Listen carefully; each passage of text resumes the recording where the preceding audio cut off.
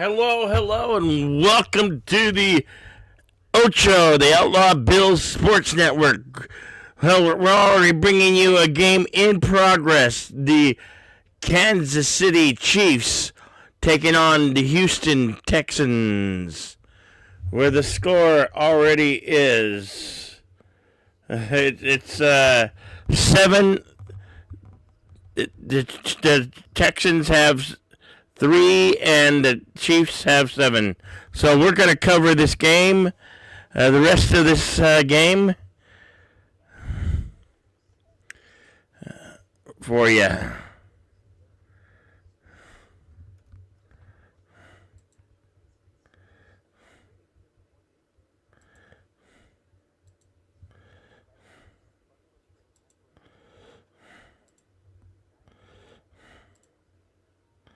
I'm going to load up the...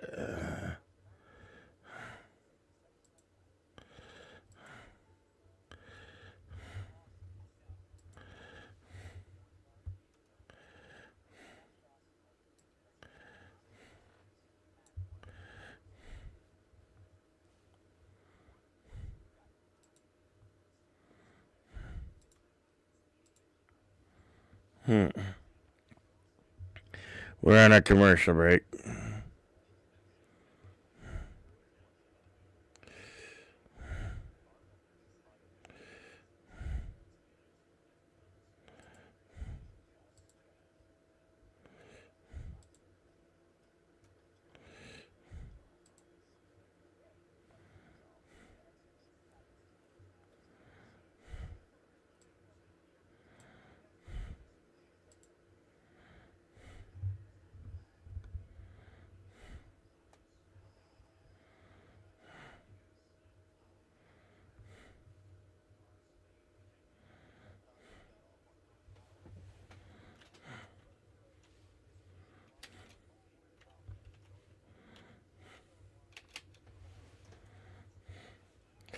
Oh, Holmes is playing with injured. Wow.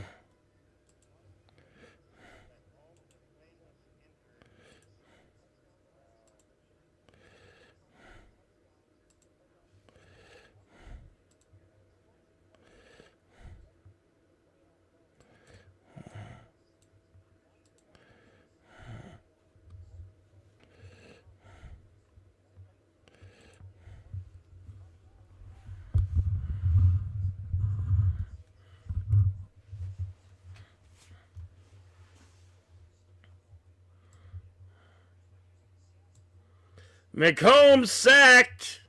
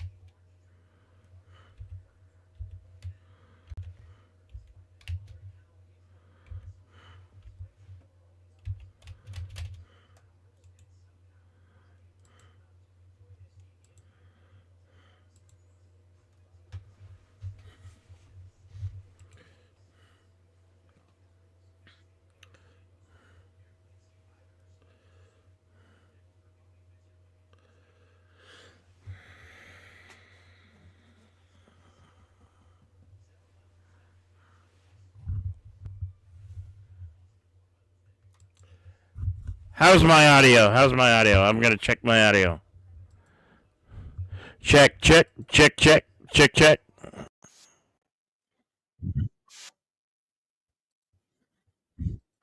Is my audio good? Okay. Well, I'm assuming that I can see the avatar pulsating that it's working, and you can all hear me. Play action, passes, Stroud, incomplete.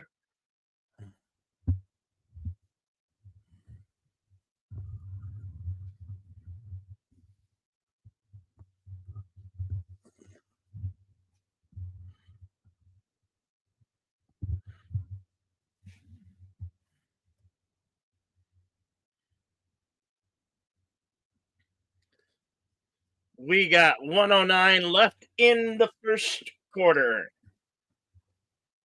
Flag on the play.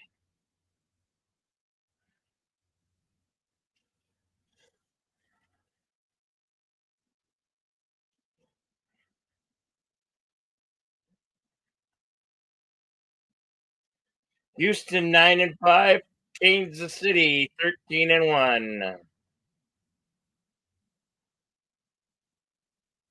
Stroud's back. Second and 10. Hands it off in the background. Gets a few yards there.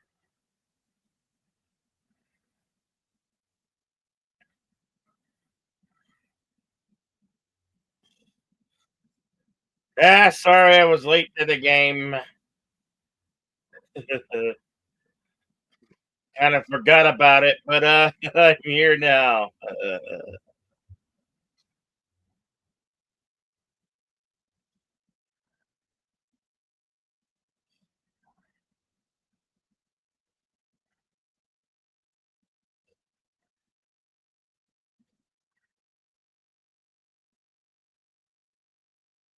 Stroud throws it complete, gets the first down, and then some. Collins, DJ Stroud.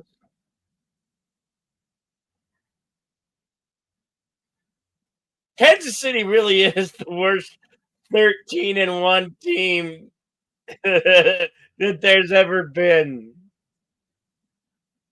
I see they could get more beat up in this season than anybody else.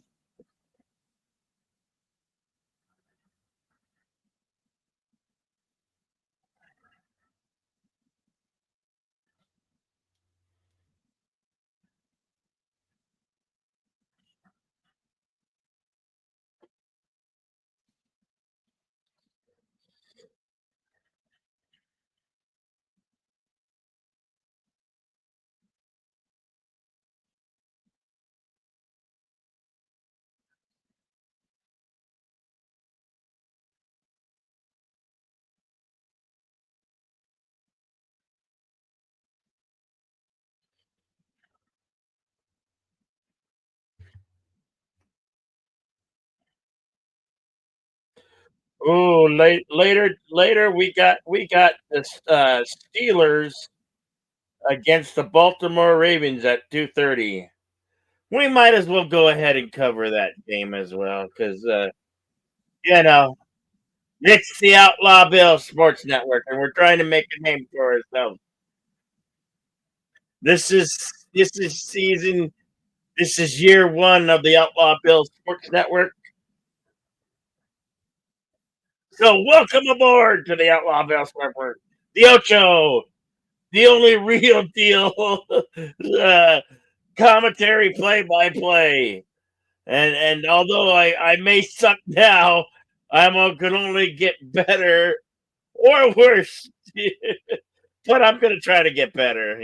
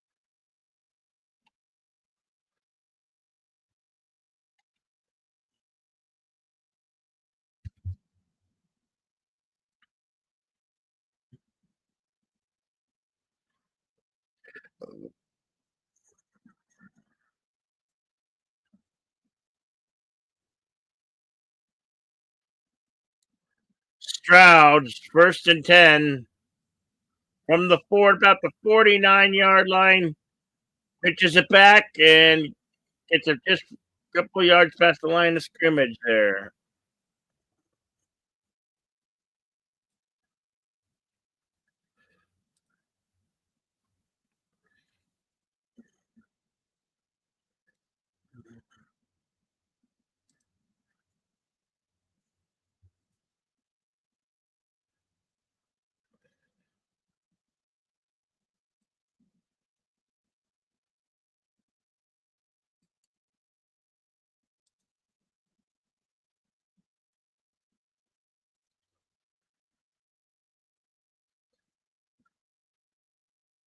Play action. Stroud passes. Deep ball. Incomplete.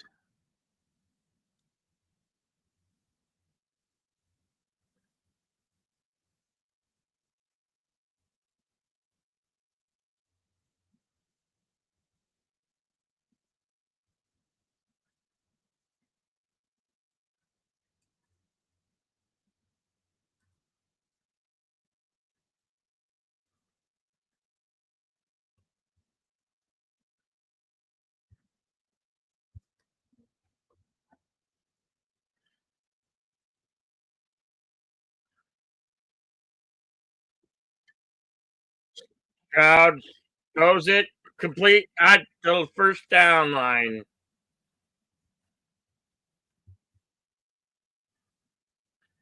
TJ Stroud's 13:58 in the second quarter.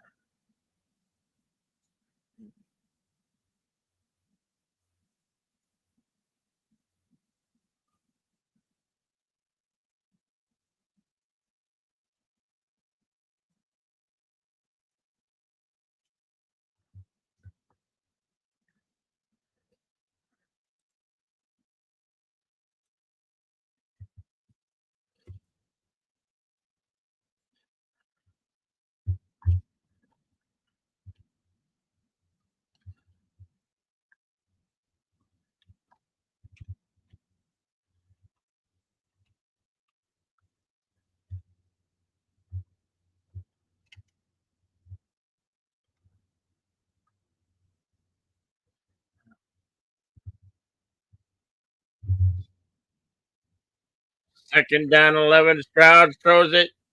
Actually, it's nowhere.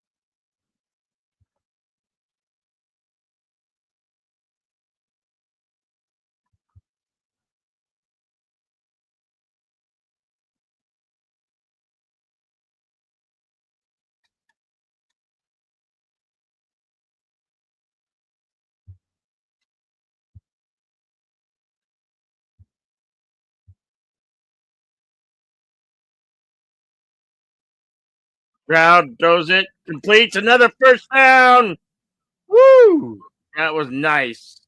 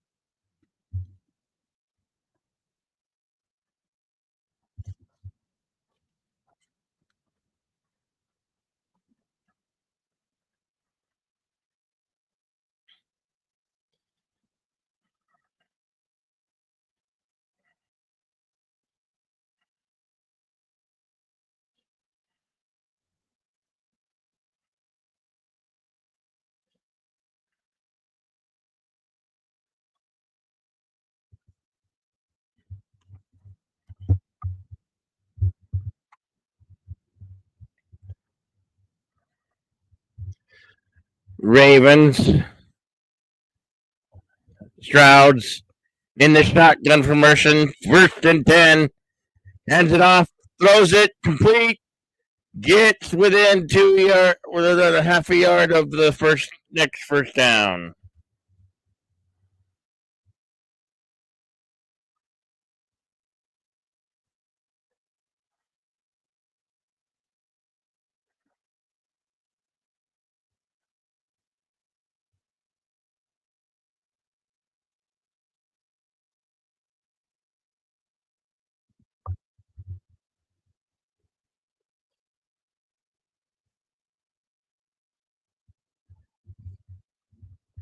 Second two, it gets broken up. Nowhereville for Strouds and the Houston Texans.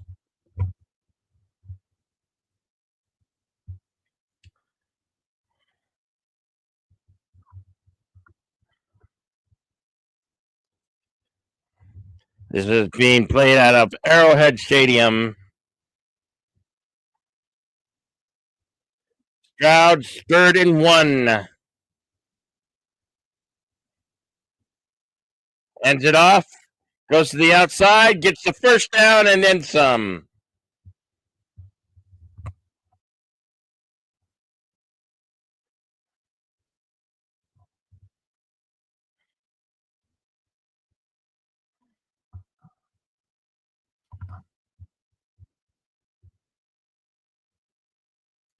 Dal Mixon on the run.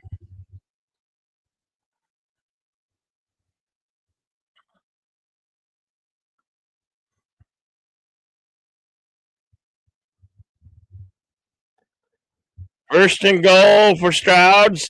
Under pressure. Gets away. Throws it. Caught. Complete. Touchdown. Houston Texans.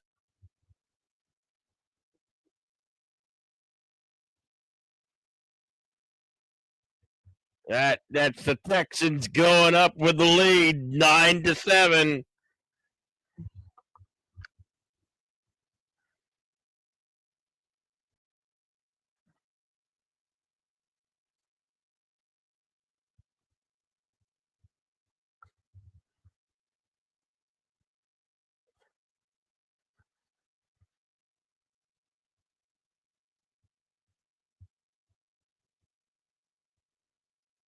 So 5.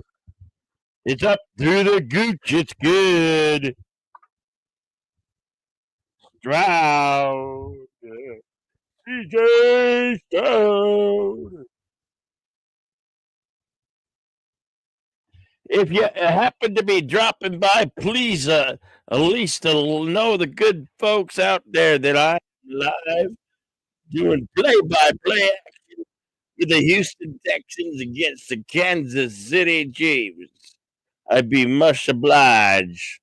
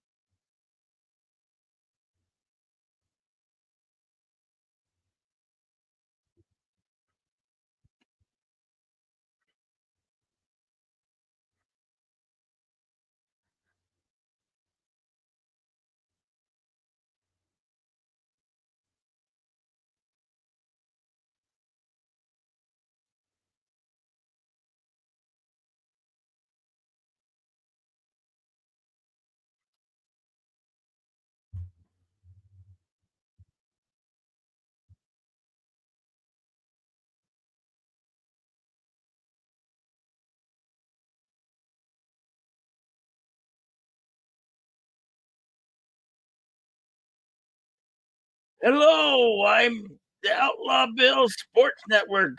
Right now, we got live play-by-play action. The Houston Texans taking on the Kansas City Chiefs. I want to see you come here.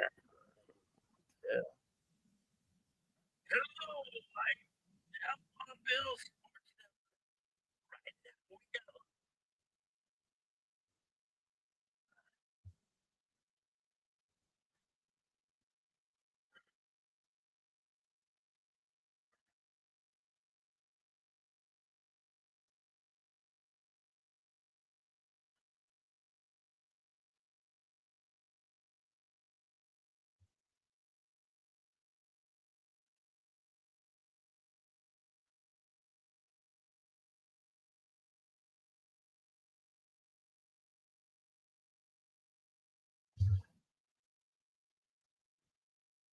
Patrick Mahomes, first and 10. Play action up the center. With a couple words across the 20.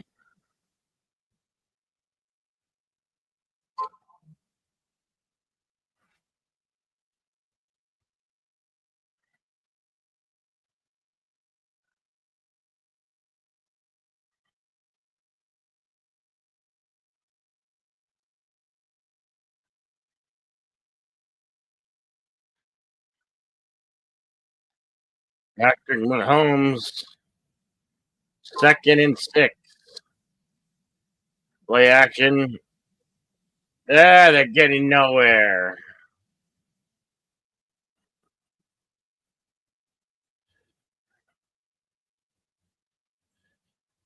What you heard me record, I was trying to record a short to announce this game out. I don't know if it worked. It loaded up. It might. That probably got cut off. Man, they did cut you off so quickly. Anyway, welcome to the Ocho, the Outlaw Bill Sports Network. Combs passes complete. Hollywood Brown. What a name there, right? Uh, he actually, parents actually named him Hollywood, or did he change his name to Hollywood? I wonder.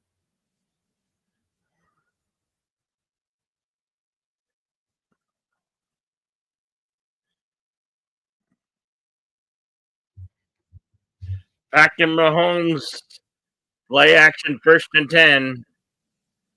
Drops back, looking, passes to the side, right at the line of scrimmage. Behind the line of scrimmage, gets no yardage on the play.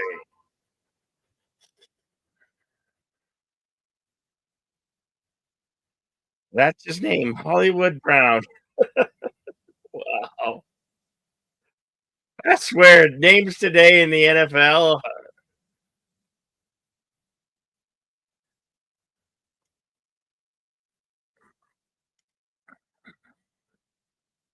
What if he was Hollywood Green or Hollywood Red? After Mahomes, play action back. Oh, ball's tipped. Incomplete. Live ball. Texans get, but there's a flag on the play. That would be a touchdown, but we'll see. Flag on the play. We'll see what's going to happen here. 7:52 in the second quarter.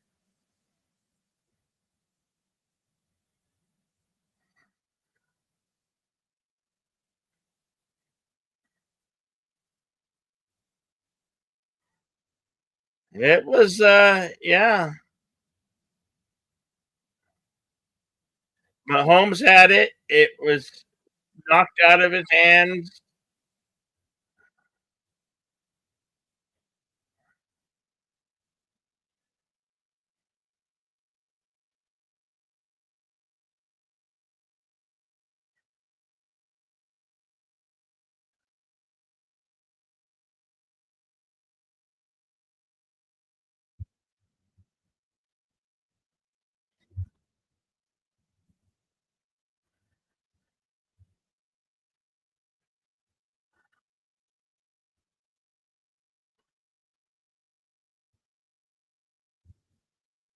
Incomplete pass. Wow.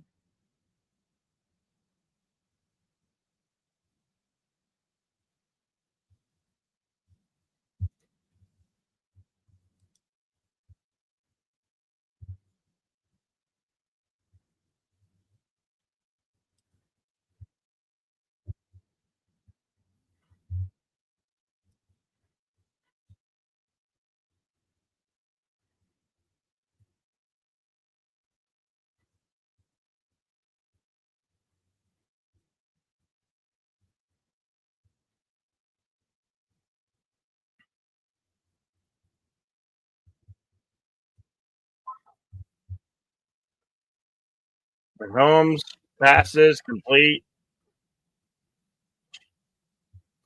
One gain of 1 yard on the play.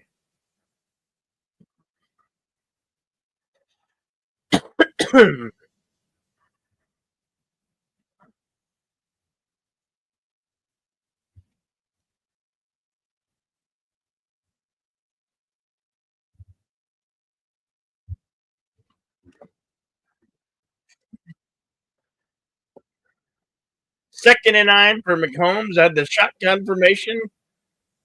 Back passes complete. Hollywood Brown again. What is a shocker, eh?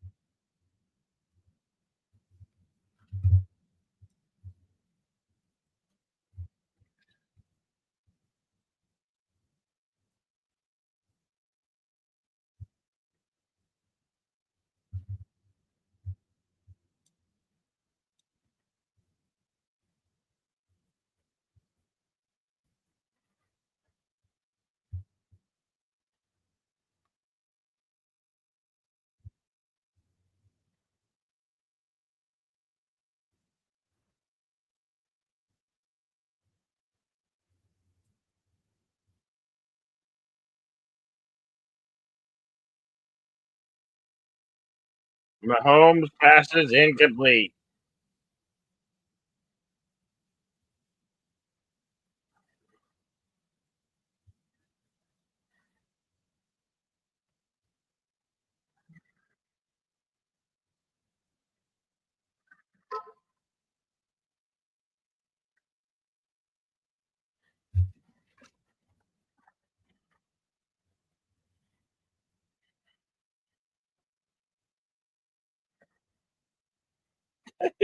They got candy canes on their jerseys.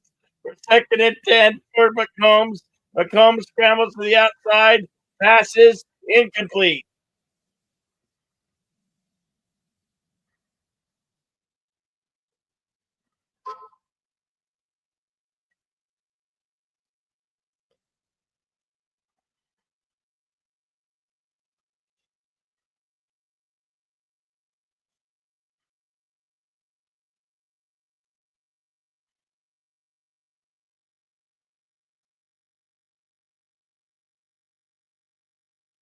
I'd say a lot out of reach for Hollywood Brown. Third and 10 for Mahomes have the shotgun. Back rolling out to the outside. Passes complete. First down. Who else? Kelsey.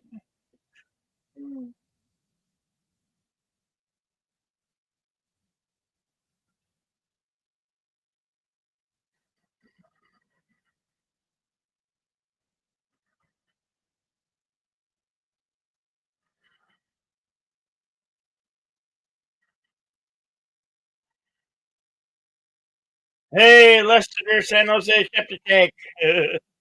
Who's calling the game for NBC? Uh, I don't know right now.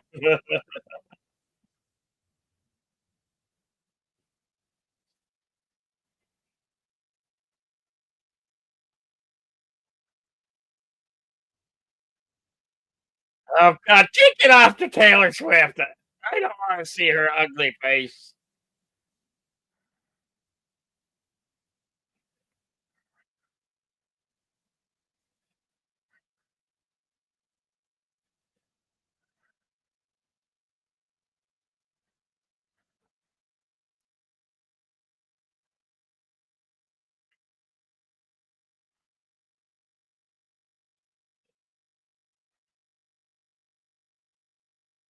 Nick Holmes, play action, first and 10, out of the shotgun formation. Throws it, passes right away to number one. A couple of years.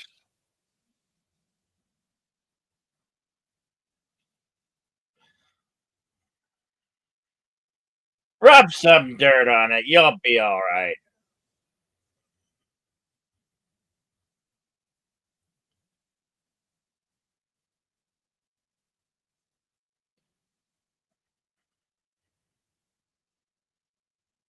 Yes, yes, at the 3 point.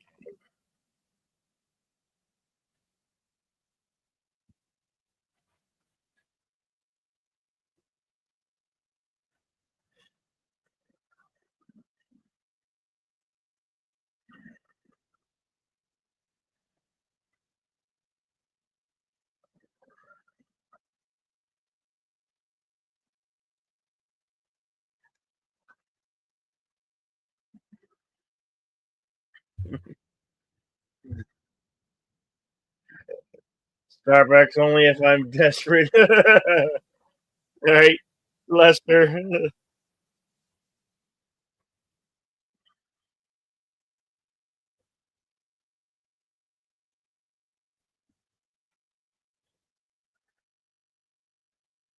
Oh God, JJ.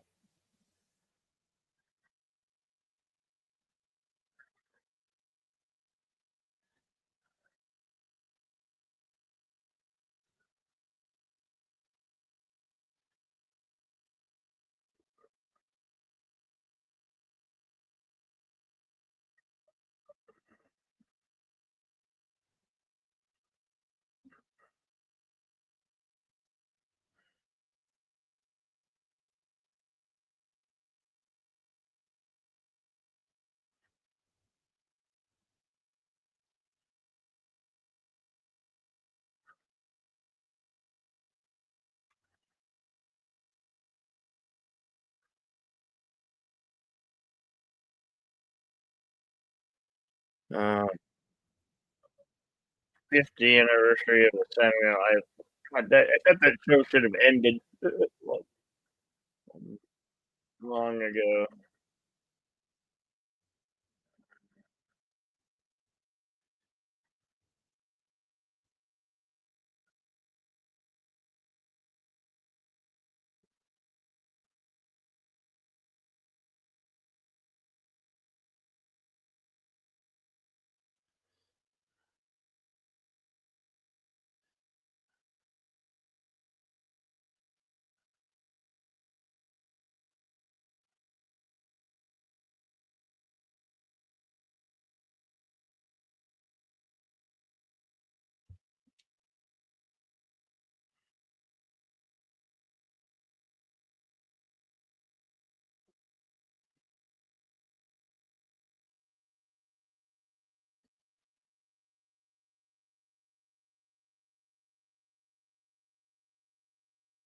Second and 6 for McCombs out of the shotgun.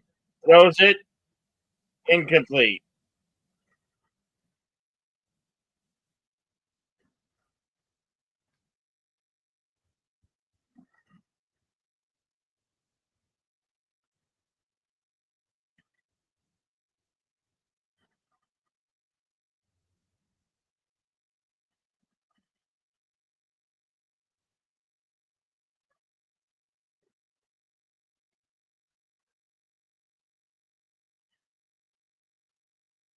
Third and 6 for McCombs.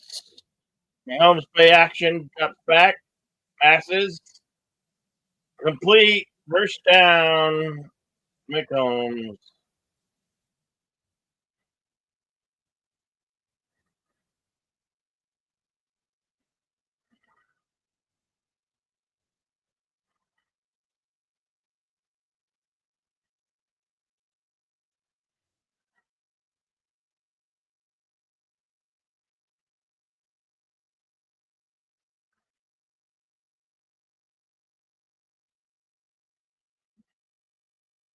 First and goal for McHolmes.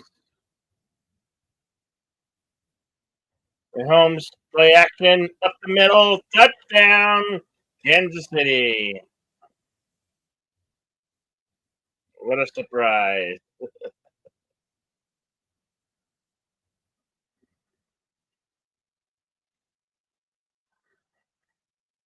And they're playing the Beastie Boys. Fight for your right to party.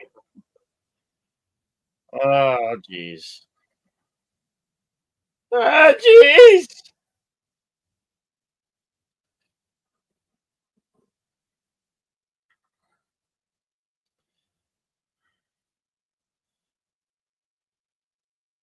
Extra point is up to the Gooch. It's good.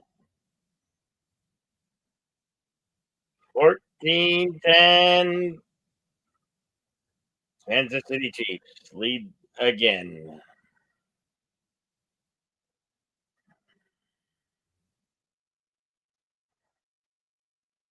This is our first part of a doubleheader today. We're later on we'll be switching over to Fox and we'll cover the Steelers Ravens game.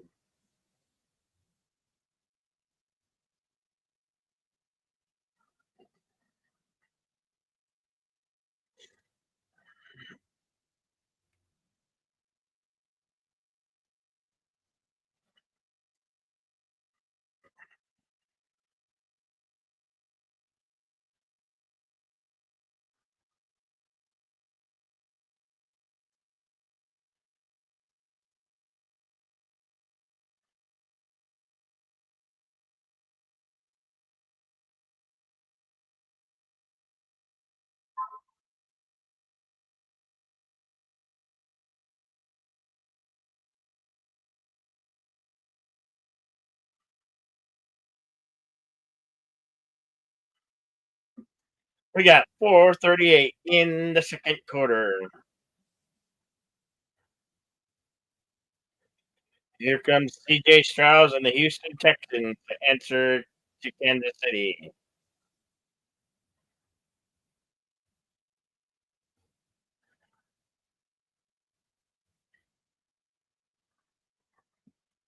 C.J. Stroud, first and 10, play action. Hands it off, goes up the center for a couple yards there.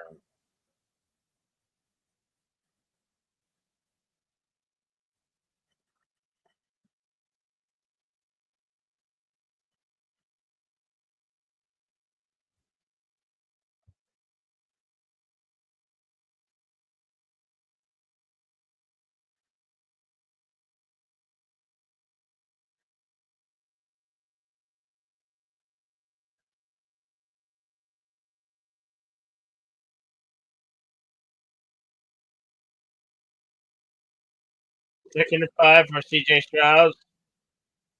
Gets a little pressure, little pitch pass. Wow. Just gets a, just gets a yard past the line of scrimmage.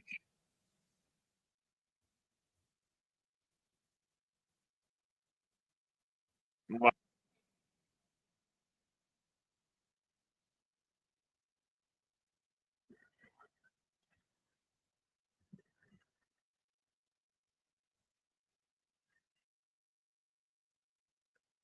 3rd and 3 for Stroud. 3rd and 3. Stroud shotgun. Throws it. Complete. First down.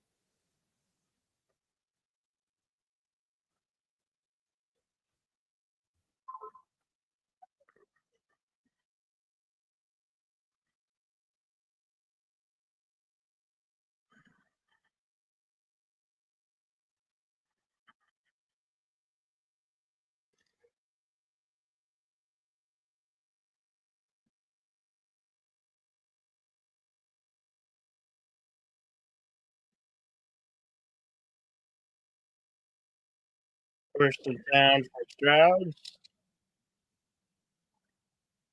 Play action. Stroud passes. Complete another first down. Woo, they are moving the ball.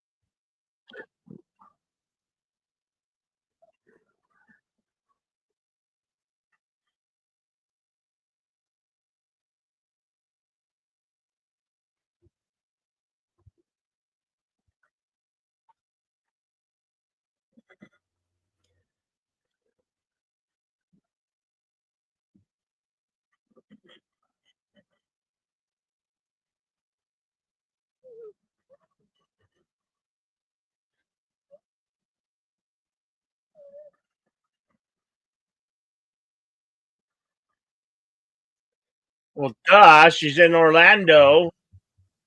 First and 10 for Stroud. Stroud passes to the side, goes up, gets another first down at the 30-yard line of the Kansas City Chiefs.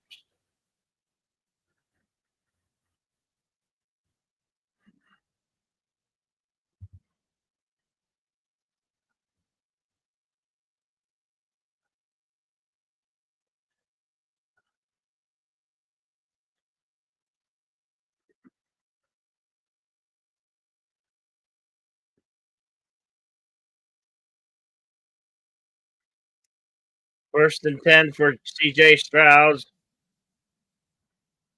Out of the shotgun.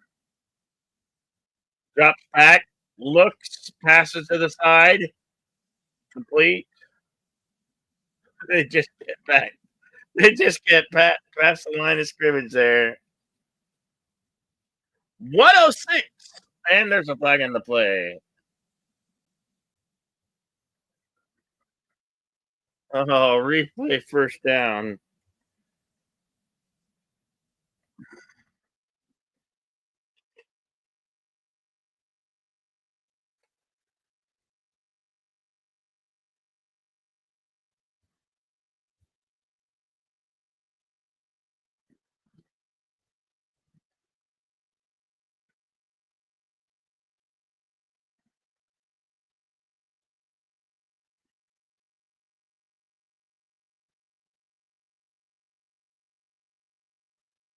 Crowd pressured.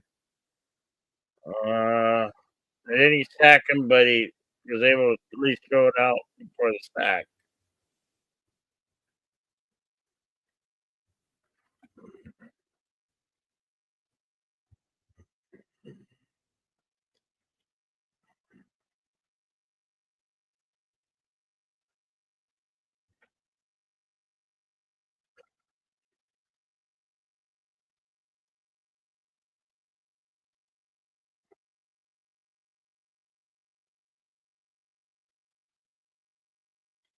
That brings up second down for C.J. Stroud.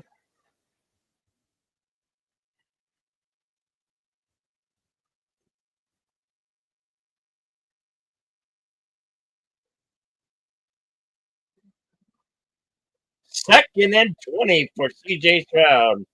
Out of the shotgun, he drops back under pressure. He scrambles, he gets away, he throws it off, incomplete.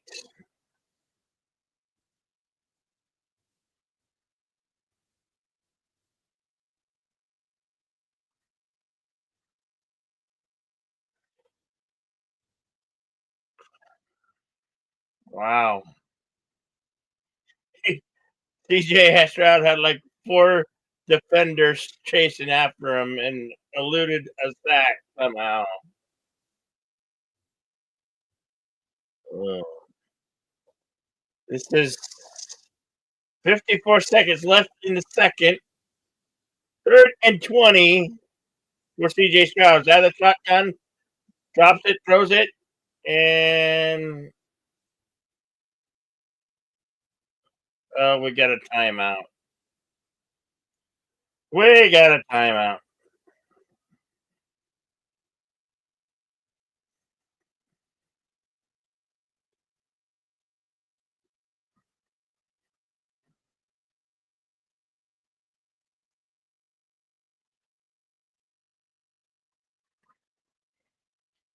Kansas City with only a 4-point lead at this point.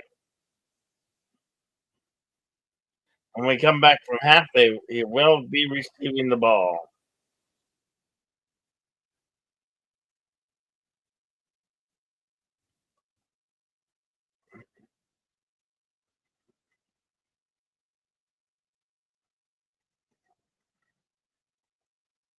Third and 20 for CJ Stroud and the Texans. Drops back, play action, passes in, pick, picked by Kansas City. Interception. Wow, not good, CJ.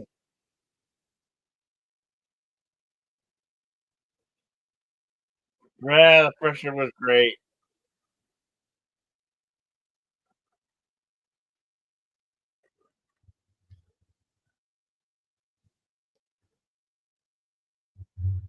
Howdy, Resolute Germ.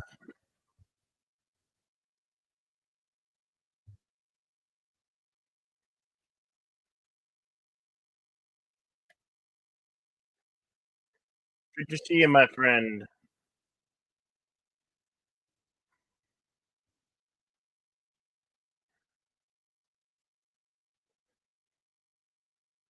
Patrick Mahomes, first and 10, goes back, passes, complete. Oh my God, getting major yardage on the play. 45 seconds before the half. Oh man.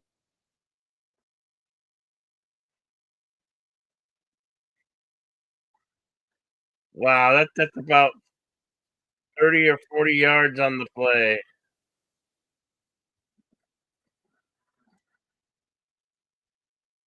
Man, 36 yards. Holy cow. First and 10 for McCombs out of the shotgun formation. Got fat, throws it. A little under pressure there. Campbell's a sack.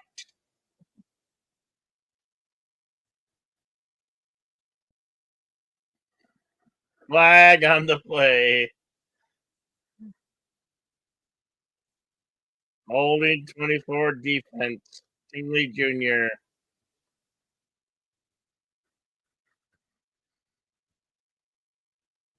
Yeah, critical. You don't want to get these critical penalties when you're in a game like this, a rivalry game. Uh, KC has already clinched the clinched division, and the Texans are in the hunt like everybody else. McCombs shotgun formation, drop back passes in passes touchdown. Looks did they call it? Oh my god, that damn. He got the ball. One, he's out of bounds.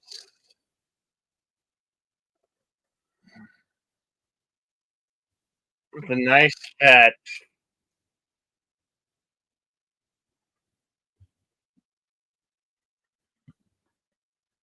The play is under review. Oh my god.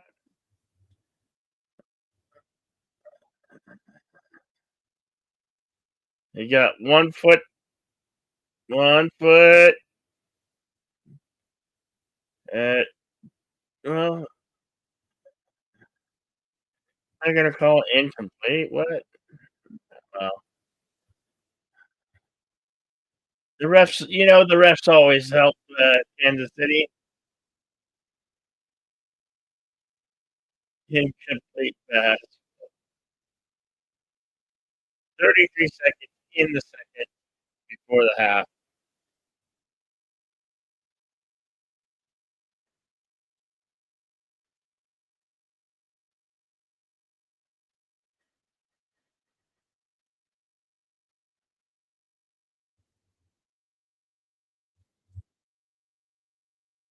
McCombs, second and 10, throws it complete, and they really don't get much here.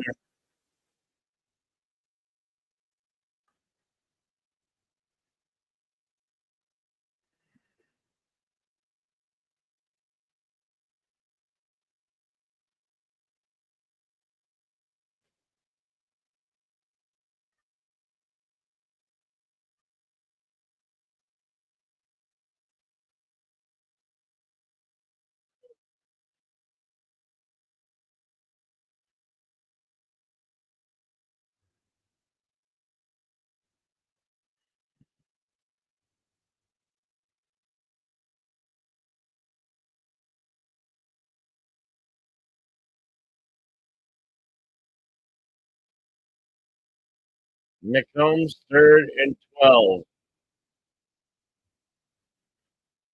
McCombs, drop back passes incomplete.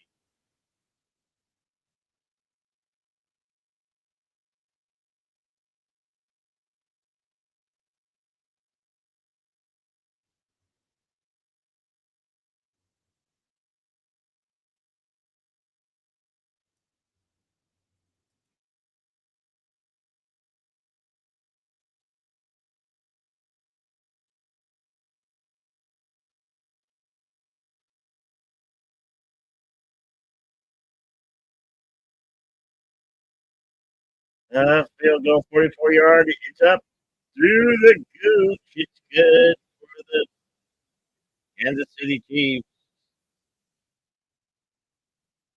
17.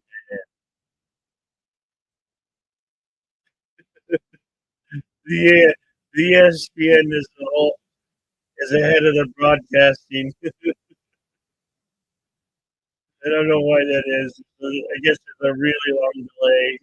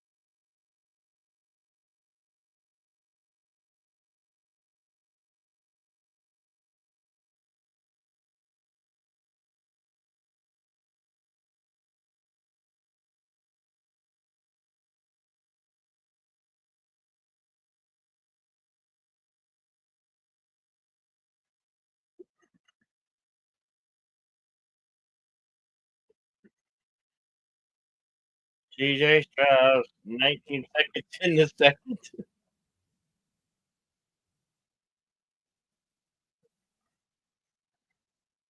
CJ Stroud under pressure, running, gets a first down.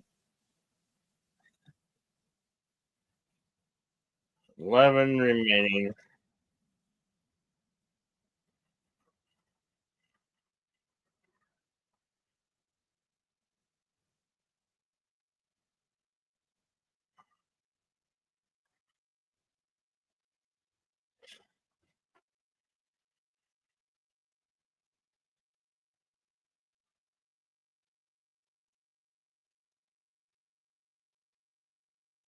CJ Stroud, first and 10, shotgun, drops back, runs, scrambles it again. He gets another first down. 3 seconds. They're looking for a kick here.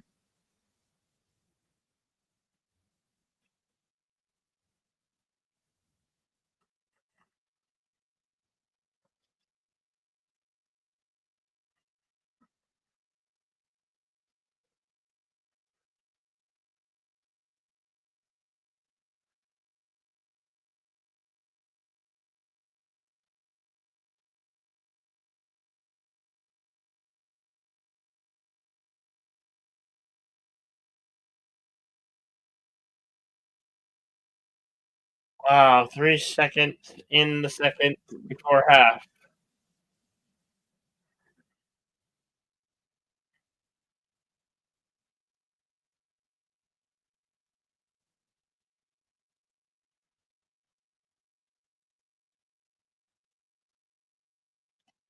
First and 10 for CJ Stroud. Stroud drops back, shotgun formation, scrambles up to the outside, hit, but he gets off a pass. Incomplete. That's that halftime.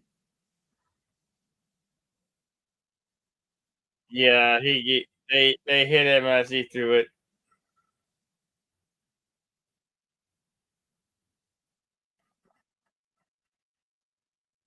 Man, there were a lot of defenders there.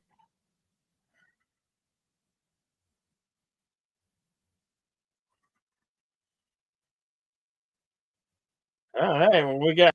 It means I should go grab a bite. Go grab a bite. Grab a hot dog or something. My afraid.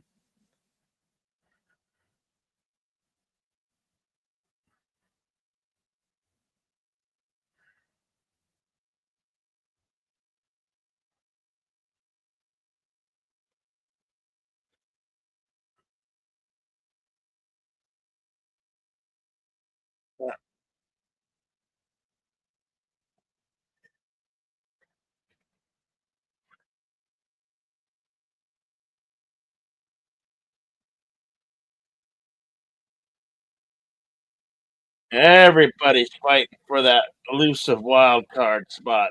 Everybody's in the hunt. If you're not already clinched.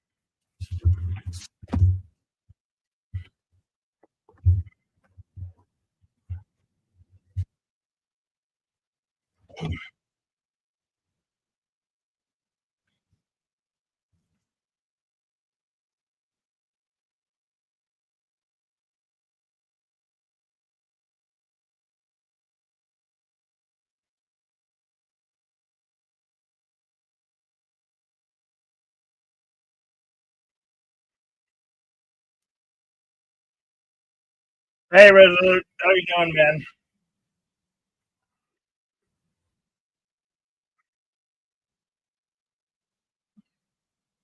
I had to go get some hot dogs.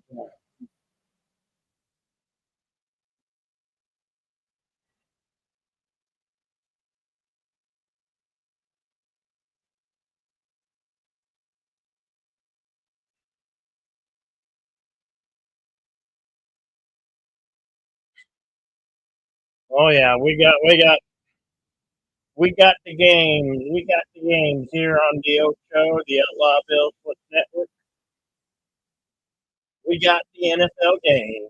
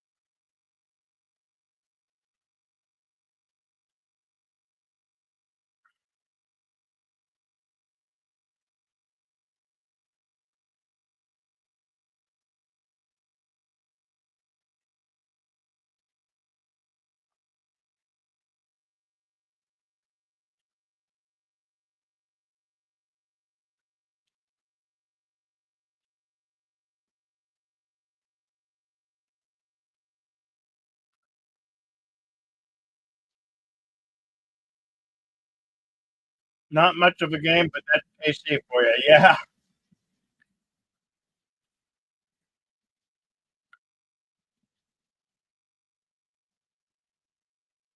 Well, like I said, they are the worst 13-1 team.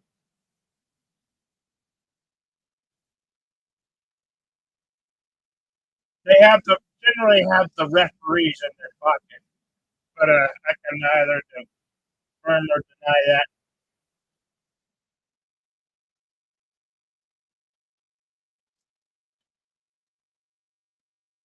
And you got all the goddamn Swifties.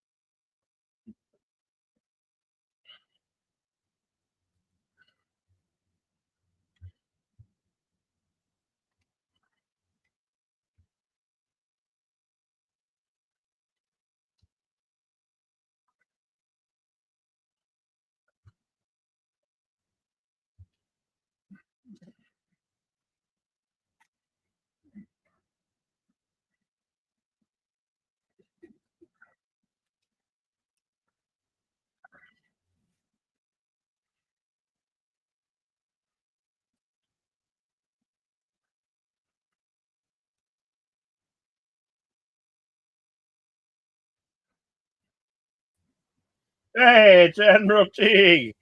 What's up? Combs hands off, 2nd and 7, runs it up, gets the first down. I came by. I don't know how long I can hang out. That's okay. No worries. I've got to finish an editing project, Oh, okay. but I figured I'd check out a few minutes of football and maybe order a pizza.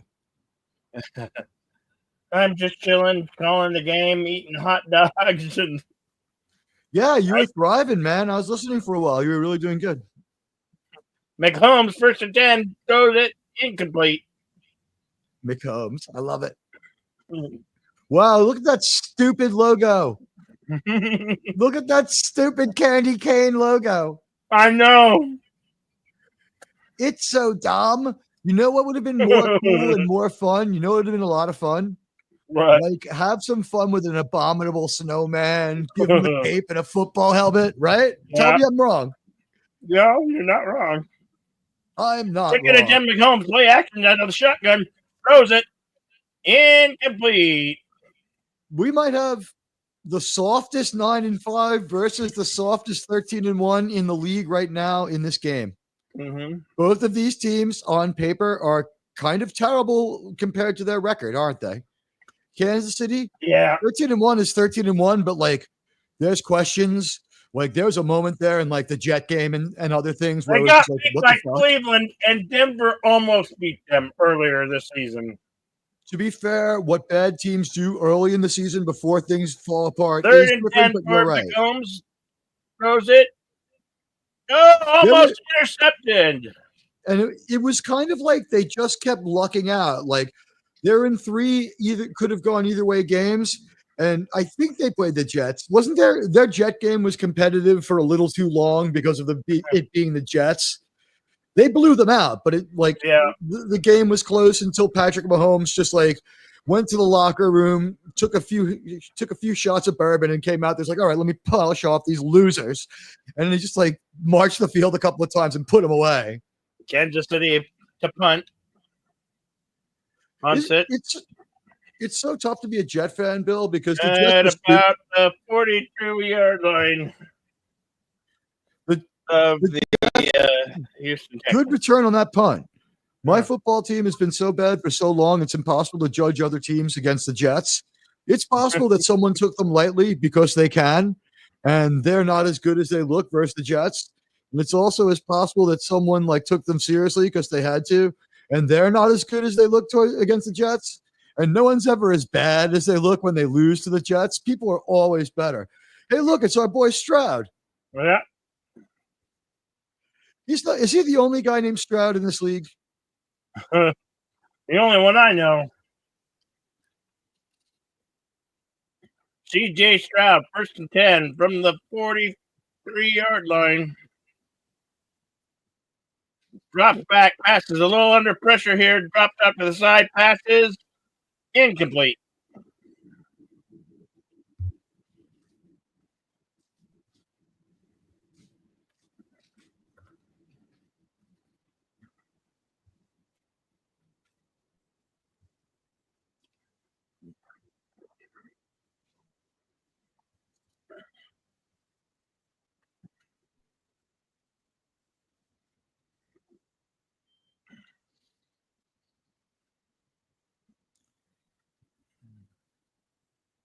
Boy, they were loud in Arrowhead today.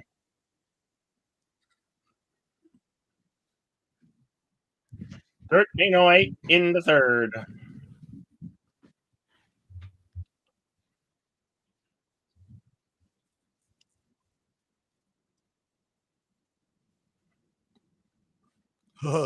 Your uniforms suck.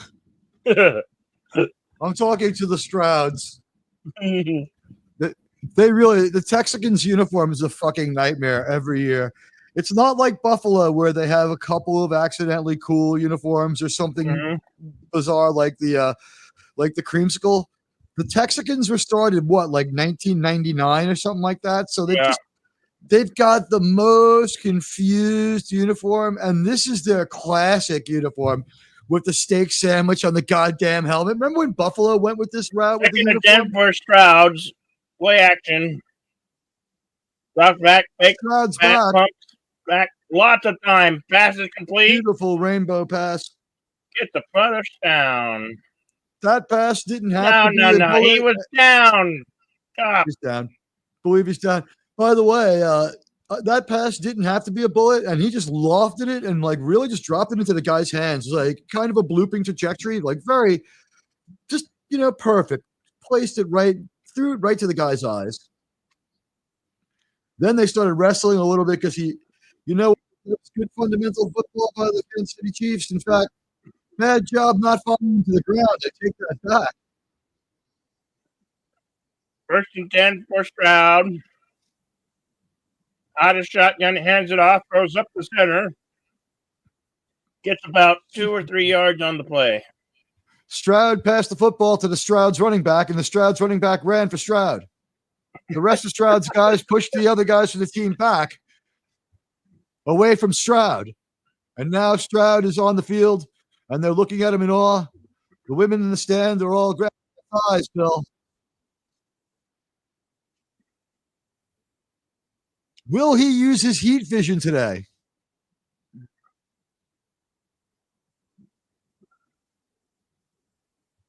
Second and 7 for Stroud. Drop back, rolls back. He's looking a little bit under pressure. Gets the pass off. Complete. Touchdown! Texans! And Stroud passed to Stroud, scoring for the Strouds. No, that was Bell, dude. And he injured himself. That was Fuck it. Dell. We can get another Tank Dell. We've only got one Stroud. Well, you think he's a tank. He should not get hurt because he's a goddamn tank, right?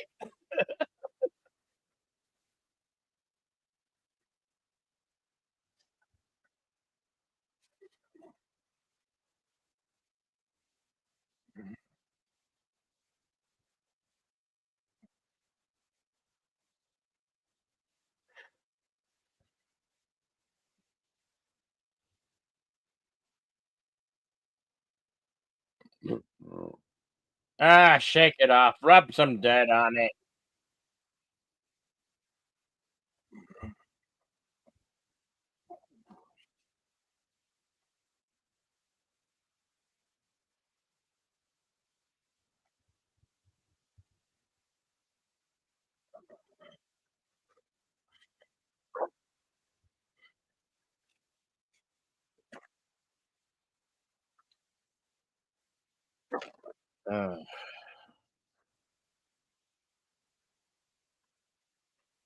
Another Prime commercial.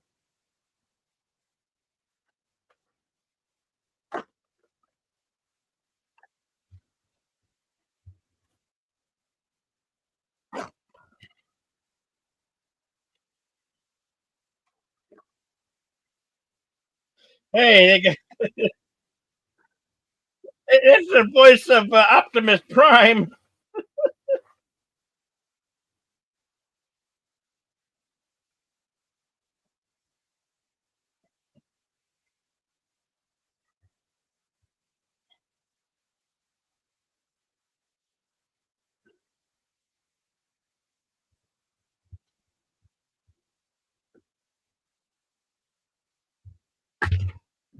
You wouldn't think Bill and I would have an opportunity to talk about the Transformers and find a way to stay away from Megan Fox, but man, she's freaking weird, and we're not talking about her.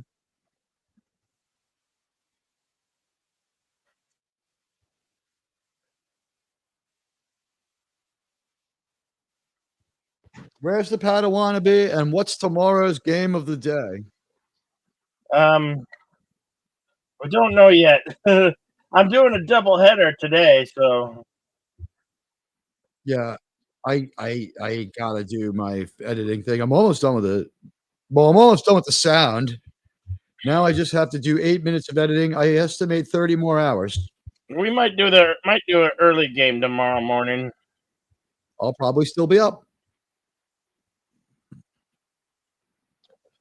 It's either the early game or the late game. Because Wow. Did you see that in the replay? They cut it there, but that's where his leg stays behind and the rest of his body keeps rolling. Completely detached from the body, Bill. It popped out of it just popped off, and it looks like he may not have passed away, but a grievous injury on the field here. His entire leg removed by the sack. Did you see that, Bill? No, I did. I missed that He one. popped apart like a little. No, it was a really bad fucking injury though.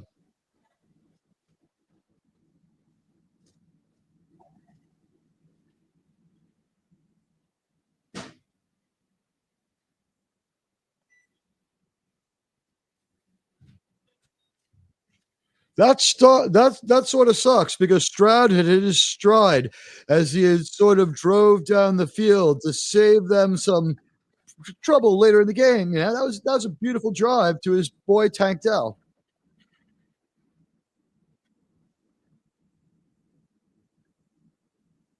What a disappointment. Thank you, Resolute German, Lester San Jose, the Skeptic Tank, for being Hell, here with Jerm. us today. You're on the Ocho, the Outlaw Bill Sports Network. Special hello to our good friend Resolute Germ. Starfleet Bleedings. Not much of a game, but that's KC for you. Yeah. Fairly true. They're gonna clobber the other team. But I mean now at this point 17-16 in the third quarter, it's a good it's pretty good for Stroud. Like his team, they're the weakest division leader if they are. I think the Texans are their division leader, right?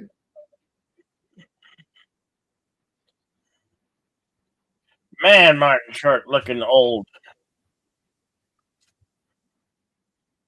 Oh shit, he is old as hell. What is with this? What is with some of these stats?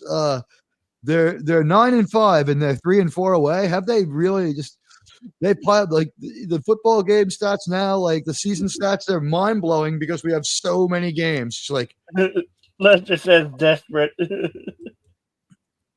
I am in fact desperate as a Jet fan. It's been desperate for a long time.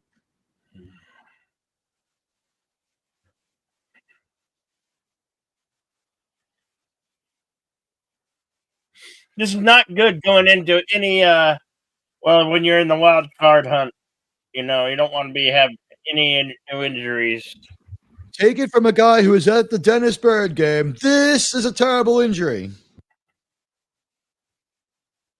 When the injury takes the crowd out of the game, Bill, the crowd's taken out of the game. Oh, it's a knee injury. Man. Okay, CJ, you don't have to cry, man. Man up. There's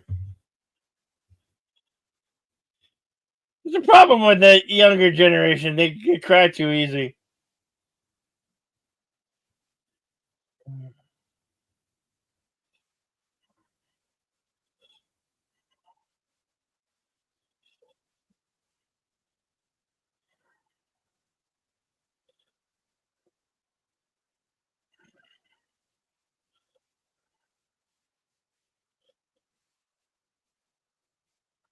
The word severe would seem to imply multi-season, doesn't it?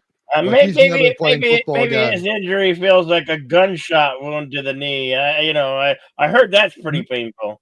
No, the deal is he's a stud he's a stud receiver and he's gone and he may never take the field again. They so bad they won't show us. Oh, damn. Yeah, by his took- own guy. It took the crowd out of the game. It is hard to take the crowd out of the game. And isn't this game is in Kansas City? It's not a Texans home game, is it? No, this is an Arrowhead. Yep. Dude, this injury was so bad that Stroud is crying. They're going to lose this fucking game. The only chance they have is the other team is so freaked out that they won't be good either. The meat wagon, oh my god, the most extreme ambulance they got. It's a golf cart with a trailer in the back. No script. No, they said this could be This is a special meat wagon. This is a special meat wagon. It was covered, which means they couldn't let people see him. He was like screaming in agony. We're talking like Did his bowels release? This is like the most pain a CJ human being could ever have. Kick is up. It's through. Late misses. Barely, yeah, I don't blame him. I don't blame him. My God. I don't blame him. I don't blame Fairbairn. I mean, this is his job, but he just saw something that is. How many times have you, Bill? When was the last time you heard we're not showing the replay? Bad I don't kick. know how you missed that though. You just saw one of your teammates lose millions of dollars. That guy was crying because his career was over, Bill.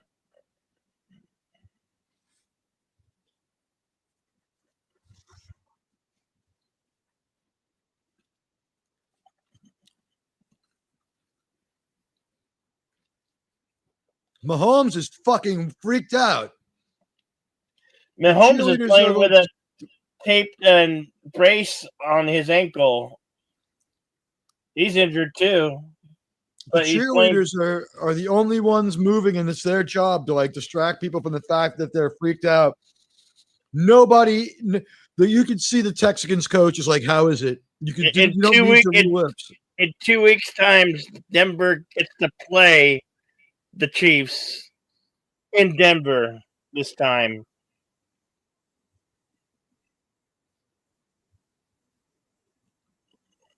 That injury was so bad, the away teams didn't even mock the guy.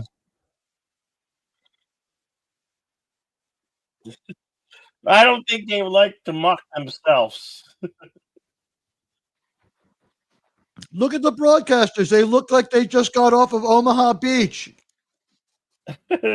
Noah Eagle. I've never heard of these guys. No wonder why they're so horrible. NBC has the worst callers, play-by-play guys.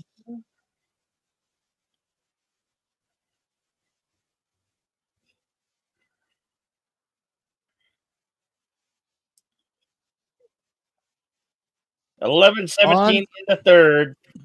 On paper, best broadcast team probably goes best play-by-play team probably goes to Amazon, but when you hear it, they're horrible.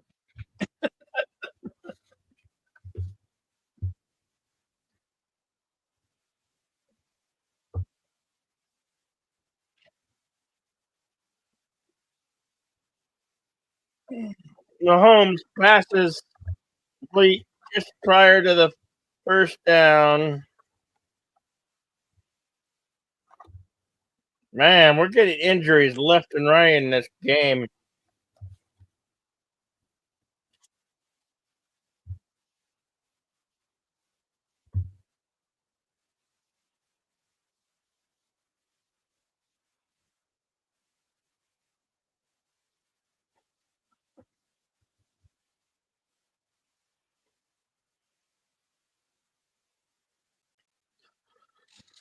Bill, it was because his career. He was crying because in this league, your salary is not guaranteed. This is not baseball. 3rd and 1 for McHolmes. His team isn't giving him. Hands it off, and they do not get nowhere. Bringing up a 4th and out. This is how horrible the NFL is.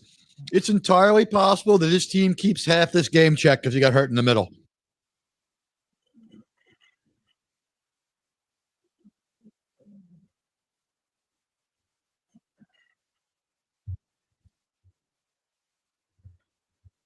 They're going to go for it.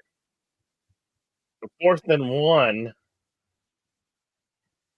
McHolmes up the center. They don't make it. Nowheresville. Mario Edwards. Denied.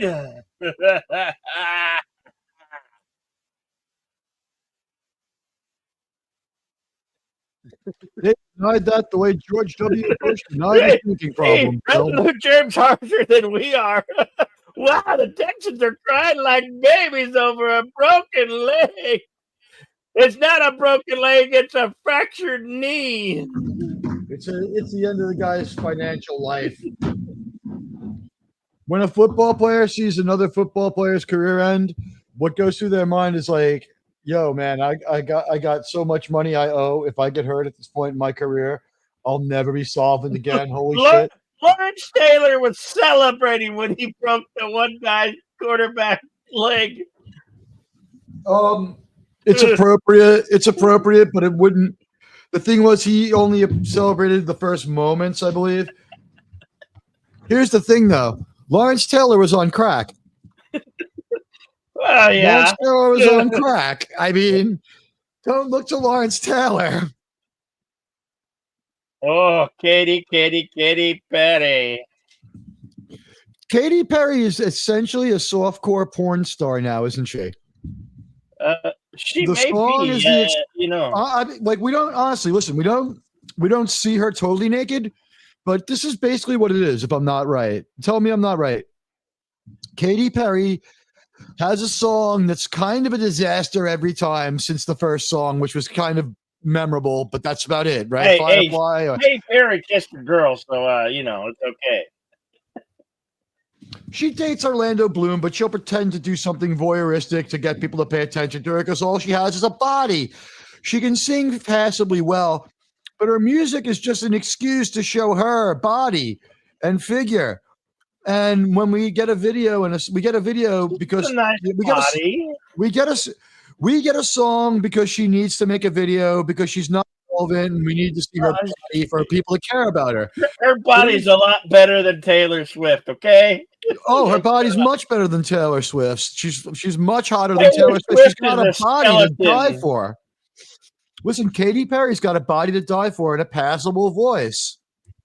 But it's only a passable voice, and her music is uninspired. When she had a couple of years there where she had the power to control and write her music, it got even worse. It got even worse. She can't sing. She's not I wouldn't know. I haven't paid much attention to her career. You know what? You've watched her for long enough to get lost by the song and DJ Stroud hands it off, goes up the middle, gets a few yards on the play. This is how we all are familiar with Katy Perry. Tell me if I'm not right. She's memorable because of the two first name thing sticks in your head, right, Bill? And the other thing is this. You'll watch the video until the song loses you because she's really hot and she's usually almost naked. Like she'll be naked and backlit and her body will just be shadow. But she'll be full on naked. You know what I mean? But you won't be able to see like she'll do all sorts of erotic art. Resolute Jim says better being better looking than Taylor Swift isn't a high bar to clear. Taylor Swift has a really good songwriting outlook. What she does is she buys her songs. She finds really ugly people who make her look gorgeous, who have like a career despite being ugly. Like she finds like this a Susan Boyle. You know, somewhat. You know what? There was a band that. You know what, Bill? There was a band in my town when I grew up. They were really, really, really, really ugly, and they were really, really, really, really good. Out of the shotgun formation, 39 throws it incomplete on a 39. Two quick stories, Bill. There was a bunch of ugly dudes who had a band up here that I knew. The singer could sing just like Axl Rose. Guns N' Roses and other bands used to hire the singer to stand off stage and back up their singer. He made money doing that for a career. Crazy, right? Yeah. You want to read Lester's? Go ahead and read it. Read what? The super chat? I'm not in StreamYards. Hold on. Too many pop ladies I've followed where they are a much longer career than Swift. That's why I consider her overrated in the music scene. You're right. Also, she doesn't really do a good job with any instrument. I don't think she can play any instrument. I think she can work all instruments in the way a child can work a set of Legos. You tell her, make a pew-pew out of those Legos. She'll be able to do that. But she can't, say, go play an Elton John song. She can play chords in tune with her voice and has a general idea of what's going on with the piano and the guitar.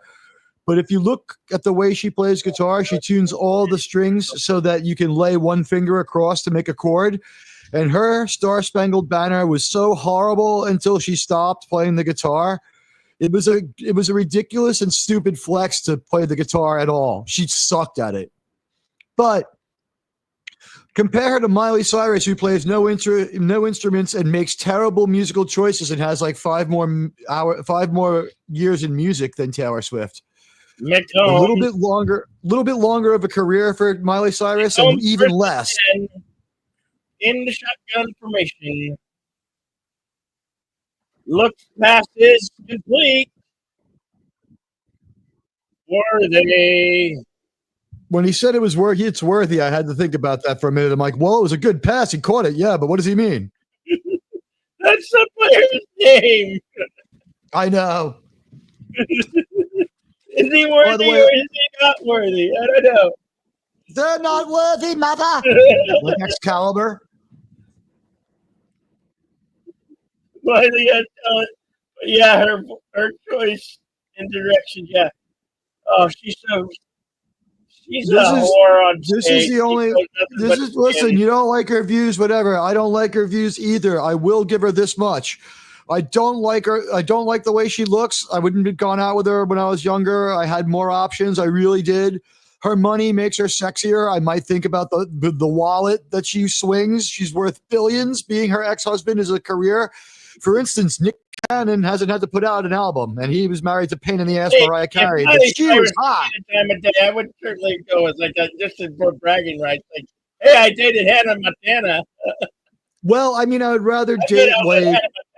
Listen, neither of them was as neither of them was as pretty or could sing as well as Mariah Carey. But I will give this much to Taylor Swift. She sucks on the guitar, but she tried. She sucks on the piano, but she goes out there and plays it. She's not a good dancer, but she's out there like Mick Jagger trying. She's playing guitar mediocre. She's playing piano mediocre. She's dancing mediocre. She's playing her defense. She authentically gives an authentically mediocre show. It's the realest thing people. McCombs, a lot of time under pressure now. He's running for it. And he's just short of the first down. He's got second and short. Bill, this is the deal with Taylor Swift. She really is singing mediocre. She really is playing guitar subpar. She really is playing very mediocre piano. She really is dancing mediocre. But she is doing it all 120% the way Mick Jagger does. Did Mick Jagger master the piano? Yes. Did Mick Jagger master the guitar? Yes. Is Mick Jagger a better dancer? Yes. Did Mick Jagger learn how to sing? We got second and 2 for the McCombs, and McCombs passes complete. Gets the first down. Here's the deal. Of course it was to Kelsey. Taylor Swift, as mediocre as she is, her musical IQ is genius level for this year. For 2024, she's a genius musician because music is so fucking bad. Her mediocre song, written by an unsuccessful band of ugly people who played it for 20 years to a bar full of people who loved it, you'll like it. She knows enough to buy a song from an unsuccessful but good artist who didn't make it and make them at least rich. And she buys a lot of Ed Sheeran songs. That's why she has a career. I named Toto on I know. The Texans. Hold the line, Toto. Straight down in Africa. I wonder if his wife's name is Take It All the Way, Rosanna. Yeah. You know that's about Rosanna Arquette. No. Did you know that? Yeah. That's Google it. Rosanna by Toto. And the entire and 2 entire Peter Gabriel albums are about Rosanna Arquette. McCombs, big time, big time sledgehammer. McCombs passes to the side to Worthy. Worthy gets a few yards and hits some. Think about this. The big Peter Gabriel album was about how awesome it was to bang Patricia Arquette. And his album that's all depressing like Pink Floyd is about how bad it is to miss banging Patricia Arquette. I heard Patricia Arquette is now, her new job is, she's a milkmaid because she's a cow now. Well, here's the thing. She was on this. right now. The last time she had success, she was on a TV show called Medium. So I went and I checked it out, and I was like, why is she called a medium? She's like an extra large now. Become sorry. Worthy. Did I ever tell you that I briefly encountered Rosanna Arquette and Nicolas Cage? No. Yeah, I was walking Lester down says 50. he remembers that. Hey, Space Fraggle. What, the it's show good to Medium? see You you. got to really remember. It's like 17 years ago. Good to see It you, was Space. exactly. Space Fraggles got it. The album is called Us. That's the Peter Gabriel album. There's like one hit on it, but it all sounds like the press. It off, taking a three to get up another first down for the Chiefs. You took a bunch of high energy Howard Jones musicians and you sent them to a Pink Floyd recording session. It didn't work for Peter Gabriel. He was as depressed as David Gilmour. He just should have called David Gilmour up and be like, I need your keyboard player, bro. I need Nick.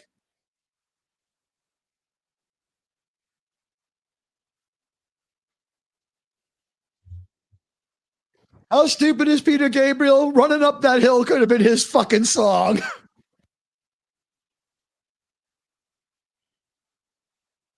First and goal for McCombs. In the shotgun. Drops back, passes. Complete. End zone touchdown, Kansas City. Touchdown! Goal! Goal! Shock the Monkey's a huge hit. That's a really good song, too.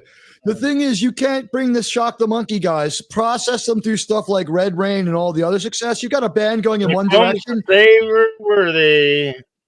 You've got a band going in one direction and a solo artist who's kind of isolated from them just falls apart and he's like going in a different direction than his dudes.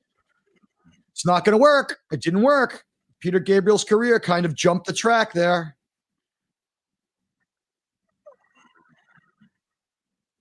You knew he was finished when people were like, have you seen his new video? And like, what's about the song? And they're like, no, the video. The video is so cool. He turns into fruit.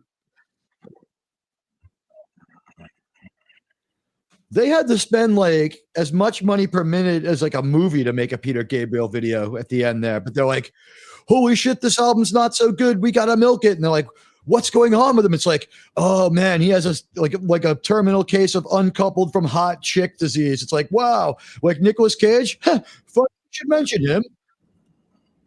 Think about it. She destroyed like 2 people in a row. So when I encountered Nick Cage and Rosanna Arquette, they literally came bouncing out the side door of the Ed Sullivan Theater. They were on Letterman together, and I was walking down the sidewalk, and people were partying and getting out of the way because they were going into their cab. But it's New York, so I didn't realize that. So I didn't take a fucking cue. And so I walked and I looked and I stopped, and right in front of me is Nicolas Cage and her. And I was like, hey, I'm from Long Island too. And we like slapped hands, and like he has hands are huge. He's like 6'2", and she was like 4'3". And my only impression was, what is with this guy that he wants to have sex with this tiny, tiny, tiny woman who's so much shorter than me? Does he spin her off the top of his dick like a top? How do they have sex? And I guess what I should have said to Rosanna Arquette was, I know your cousin, because she's got family in Queens. I'm sorry. That's not Rosanna Arquette. We're confusing them. Rosanna Arquette is the older one. Who is the one who was married to Nick Cage? I don't know. Patricia Arquette. Rosanna Arquette aged well and is like looks still hot for say 65. Yeah, that's the one with all like the Patricia Arquette is the one from Pulp Fiction. No, yeah, she's the metal face bitch in Pulp Fiction who has like 3 lines because she's in a movie that Tarantino wrote but didn't direct. She's in Natural Born Killers. And that's her movie. She's the one I encountered. She's like 4'10". Only person I met who was shorter than her was AOC. You're a big fan of AOC, right, Bill? What?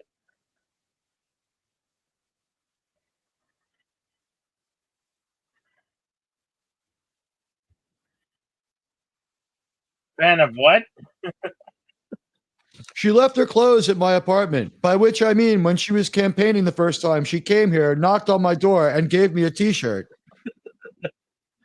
I'm being serious. I'm being serious. I'm being totally fucking serious. Just like all the little critters when they multiply when you pour water on them, right, Tig? Life in the big city's insane. I mean, I got the CJ Arquette Stroud, story first wrong and because 10. here's why I got the Arquette story wrong. It's like 30 years ago. It's 30 fucking years ago. This year it'll be like 31 years ago. What year was Natural Born Killers? 1990. 93? I don't know. It was in the early 90s. 93, 94. Who knows? 2nd and 8 for CJ Stroud. Goes up the middle, gets the first down, and then some.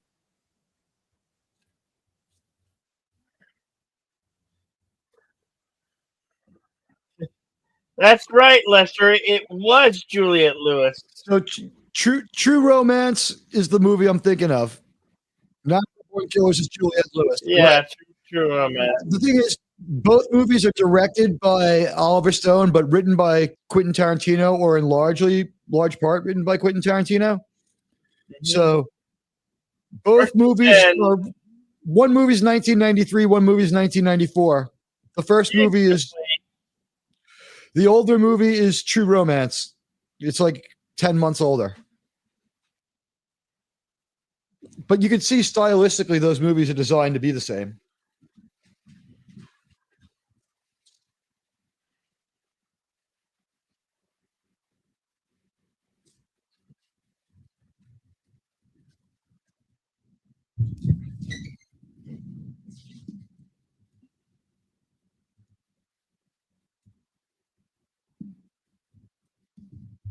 CJ Stroud, 2nd and 10.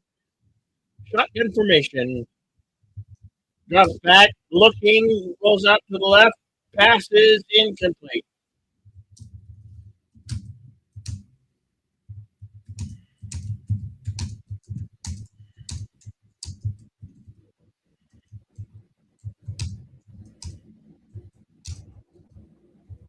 Oh, here's our play-by-play man, the Padawannabe. Welcome Hey, back. buddy. Hi, everyone. Jesus Christ. That's actually awesome. Now I can go edit, but I'll hang out for a few minutes with you because, like, I'm sorry about that. it's gotten. This is how weird my life is now, right? I missed my football buddies. Aww. We've watched like 20 football games. Yeah, Football buddy. starting with last down year's to the ground. playoffs, we must be up to 35 games broadcast. I'm still a terrible co-host, but I'm getting there. I know when to hit mute. I've gotten to that point. We saw an injury before that like took the life out of the stadium. The crowd's only coming back now. I woke up right as they were carting the guy off the field. I was trying to see the injury. His leg was actually it was a radical amputation. His leg was torn off his body as he turned. It just came off. Oh, stop. It was something with a knee, like a helmet. Some guy dove in and 3rd and 15 for What Stroud. happened was his teammate fell onto him. Formation. His teammate fell Stroud onto him as he was back, passes, look. complete. Complete. Whoa. He's got some First open down field and running then here. some. Open field running there. Stroud making do. Dwight Schultz. Mad Dog Murdoch. Mr. Barkley with the catch. Okay, here we are. Look at Stroud. He was just really, the Kansas City defense is not so great this year, are they? No. Better against the pass, better against the pass than the run, and better at rushing than Yeah, I'd say their DBs are probably their strong spot. They're so bad that they're just going to rush on every down against Patrick Mahomes and hope that they ring his bell a couple of times. I hate to say it that way, but They don't want to hurt him, but they do want to shake him up. That is part of their game plan. That's all I'm going to say. Oh, that would be your game plan with football. any quarterback. Yeah. You just disrupt him, especially scrambling quarterbacks. You have to hit fast and I gotta kind give of Mahomes get credit. him off step. Did you see the follow guys? I was trying to refocus and get past the injury. This took the away stadium out of the game. The injury was so bad. Wow. Stroud, second and 8. Pass is complete. It's another first down. Oh, no. I just looks like they might spot that one a foot short. If that injury happens at a Yankee or Met game, like half the crowd fires their weapons into the air, the rest of them fire it at the player to finish him off.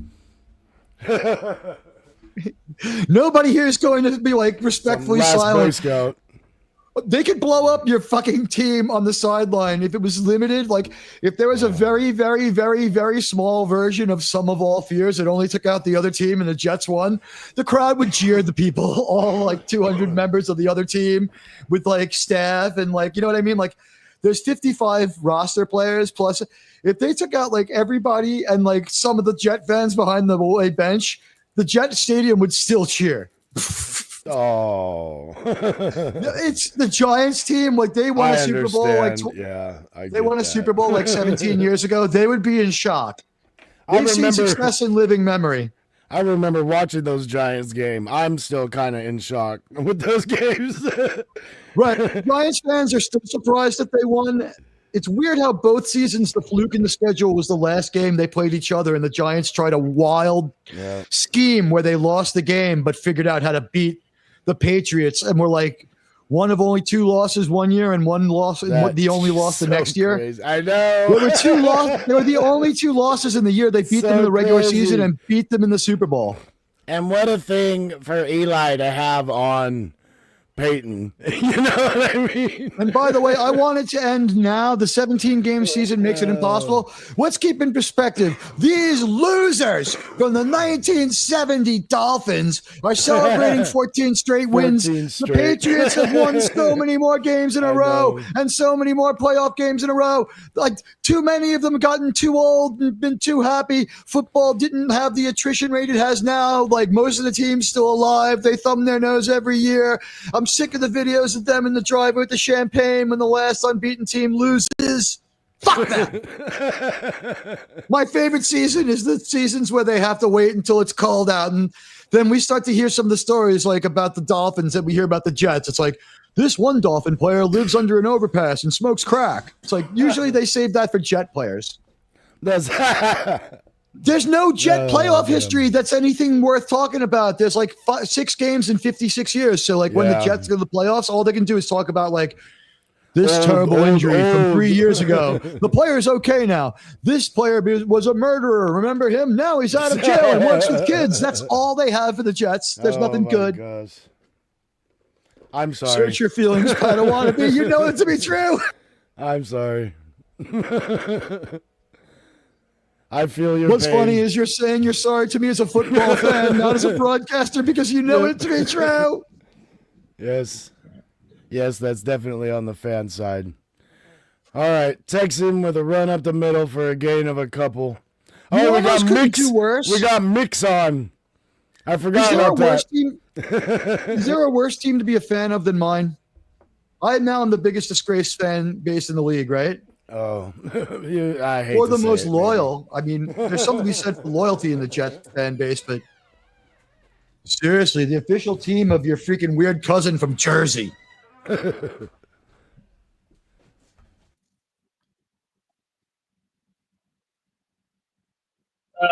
man. Like quite honestly, guys, if the Jets had made the playoffs this year, to talk about the Jets in a playoff game, the coverage is so many hours and stuff like that. What would we talk about? Weird losses to the Patriots for an hour? You know what I mean? It's like the Jets have had more strange subjective calls this season than any other team. Let's talk about it. We could talk for an hour about that.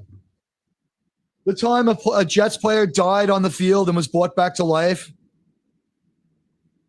By the time the Jets medical staff saved another player from dying on the field because they'd seen it before. All feel good stories with my team.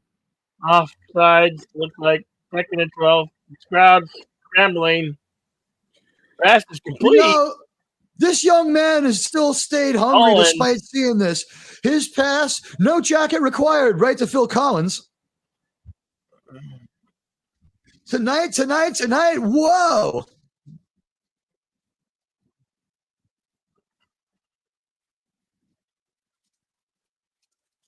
That's about the 12-yard line. Good. Space Fraggle, you're back. You could see that pass to Collins coming in the air, couldn't you?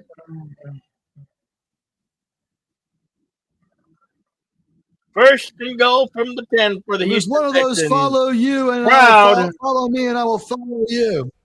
Big handoff. Got lot of time. Looking. A lot of time now. Scramble. He's going to run out of bounds. He almost tripped over the down marker. Did you see that? Yeah, I was saying if he should have been. I mean, he's trying to make something happen, but at a certain point, he needs to tuck that ball and try and get back to the line of scrimmage. And the chain gang moved like their lives depended on it because they did. They wouldn't have been hurt that badly by hitting Stroud, but they wouldn't have survived the stadium. It would have been like the Roman Coliseum. We would have had to kill at least one of them to get this crowd out of here. If I'm a football owner, Bill and Padawannabe, if I'm an NFL owner, here's what I do. I hang one fan and one player at the beginning of every season to send a message. What do you think? Yeah. Passes. Ooh. Incomplete. And you know what? I would do fucked up stuff if I was an owner. Like week 2, if my coach was 0-2, I would tweet a picture of him tied to a post with a blindfold and a cigarette and be like, "You better win, motherfucker," and not say anything else to him. You got one game, buddy. Then I would walk into practice and act like he was my best friend just to freak him out. Hey, how you doing? Big game this week, right? Big game this week. Real estate market in your town? Not bad, is it? I guess if I was selling, it could be worse, huh?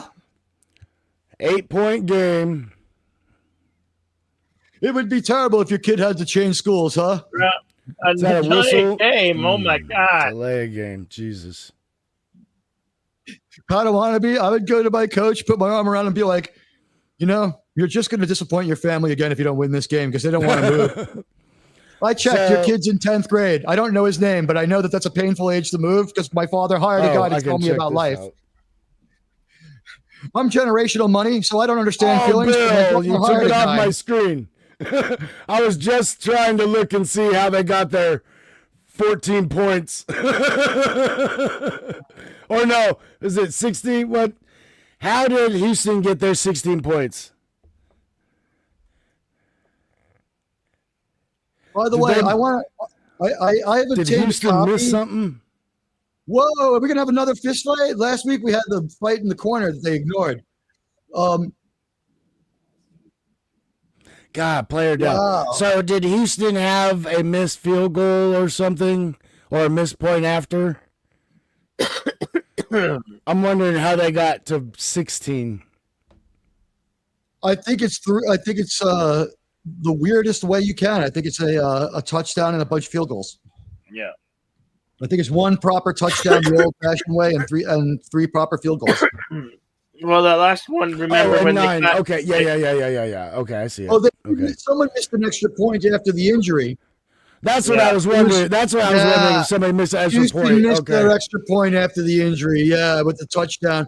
That's the play that destroyed this team and their mental outlook. But I'm surprised how hard they're still playing. God, missed a point after. Jesus. I know. That's what they say. Like, how the hell did they miss that? Stressed. I mean, I saw, because I was just waking up. That's why I was like, what? I didn't actually get to see the play. They were just kind of showing the tail end of the review on that. So it was like I didn't even see anything on the field. Actually, you got there right when we saw the strangest. Ooh, it's so did he make through the gooch. He made it. Through the gooch. We saw the strangest meat wagon I've ever seen in my life during this game. Did you see the meat wagon? No, I didn't even see that. It was fully enclosed. It was a golf cart with a cab on the back. That's weird.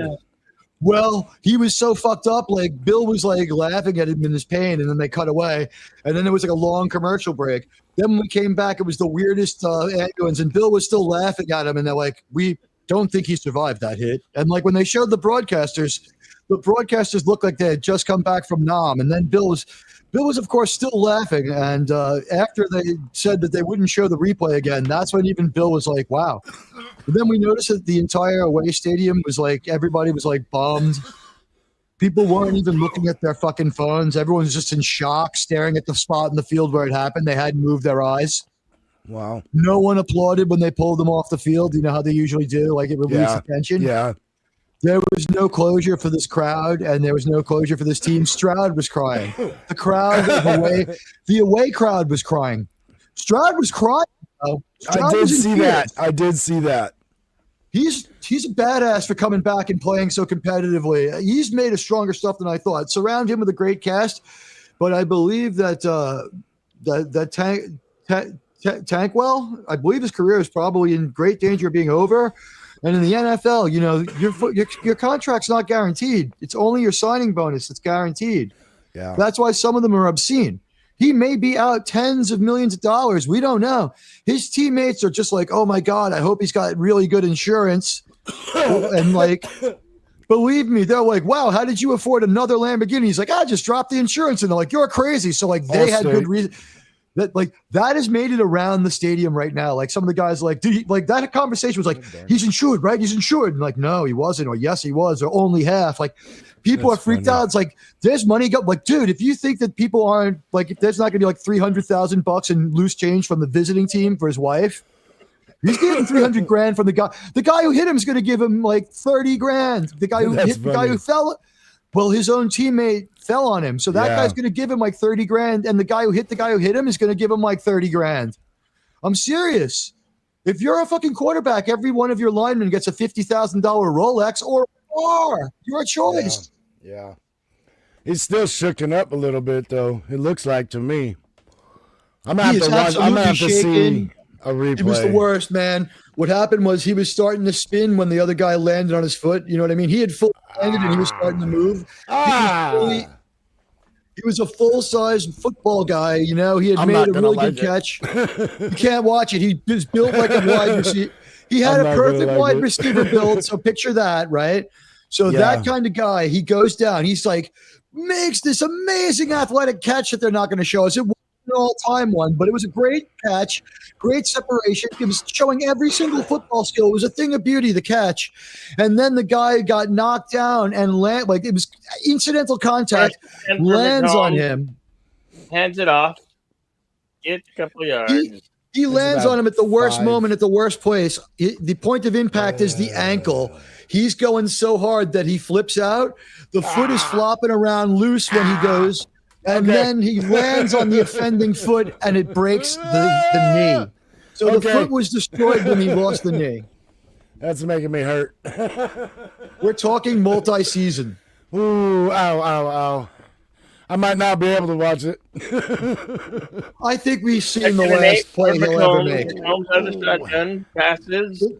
The next time he's on a football field, they're going to be calling him coach, and it's going to be a high school game.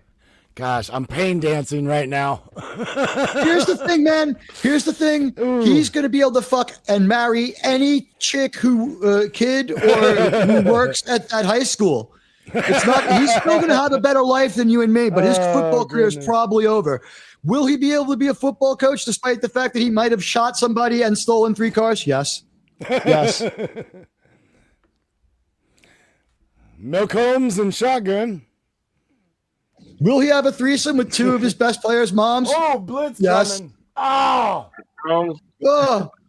Little spin move by I'm trying to make people feel a little better about our injured player. You know, like that might have been one of the worst injuries you'll see, but he's not going to die. He'll just walk messed up for the rest of his known life. They'll give him a new leg. So I guess ballet is really working out for these Kansas City players. The spins. You know what? That's just nothing to stop that. The best of them, Padawannabe.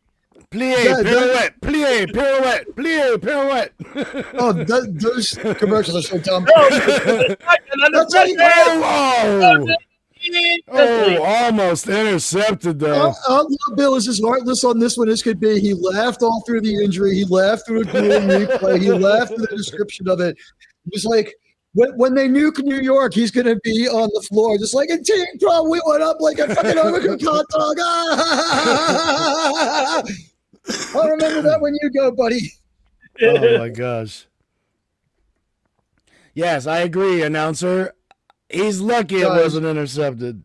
Guys, do me a favor. Lure Bill somewhere and record him and tell him I died. I want to hear the laughter. And that pass to the running back on the left side, just wide open. Texans actually had man-to-man. It looked like only one guy was off the line of scrimmage there on their defense. Look, everybody's on the line of scrimmage. What? You know what? There's only one question in my mind right now, and I want to know, guys, what it says change on the sidelines. So will it say end racism in the end zone, or do they just not care about that? Can they put end racism in a city where they're worried about their team name? It says racism forever.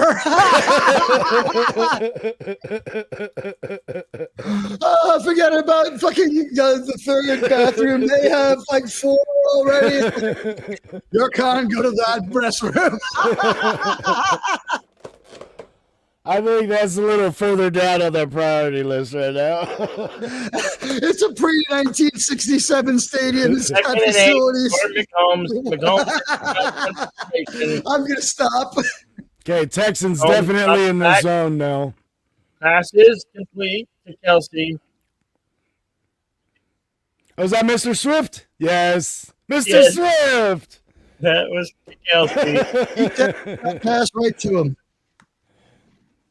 I was explaining to people before that as bad as she is and irrelevant as she is, Taylor Swift is so much more talented, so much more relevant, and so much less useless than Miley Cyrus and Katy Perry combined. Oh, goodness. He's not Kelsey anymore. He's Mr. Taylor. He is Mr. Taylor. And I'm not a fan of Taylor Swift. If Taylor Swift was 20 years younger, she would have had a 2-year career. It's because everyone else sucks. Goodness. Oh, man.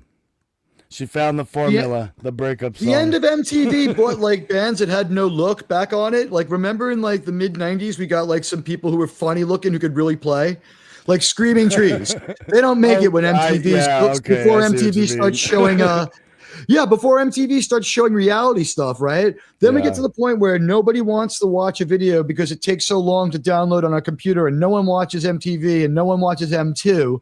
MTV doesn't show videos. When they do, they show like one for a half hour before midnight, and then they tell you to go watch M2, which just shows videos. One of Swift's most famous song is "They're Never Shake Getting It Back Off." Together. The never, yeah. I think it's Shake It Off or Never. One or the other. The thing is, that the big song 17 years ago, because that never the big getting song back 17, together, whatever. It's 17 years ago, and it's not even that good. So here's the story of music right here. That ugly guy has to be hit with the spotlight and shown in. I like that commercial. Yeah. That was a different commercial. They had him singing a different song. Did they? The sentiment's the same.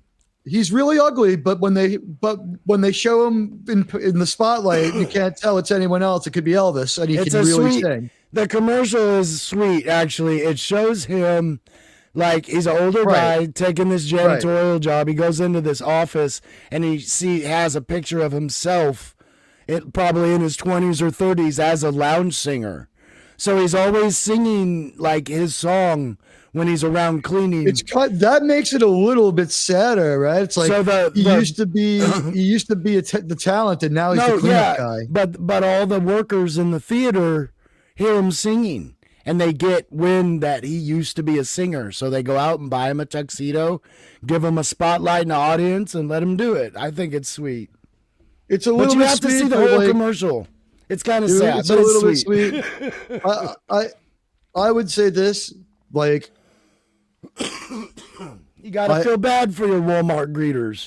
I was in a band and I was also a theater worker, so I understand that weirdness of that experience. Like I got into a fight with my band and I fucking got quitted out of the band, right? I got kick quit. Handoff left first over down. tackle, first down.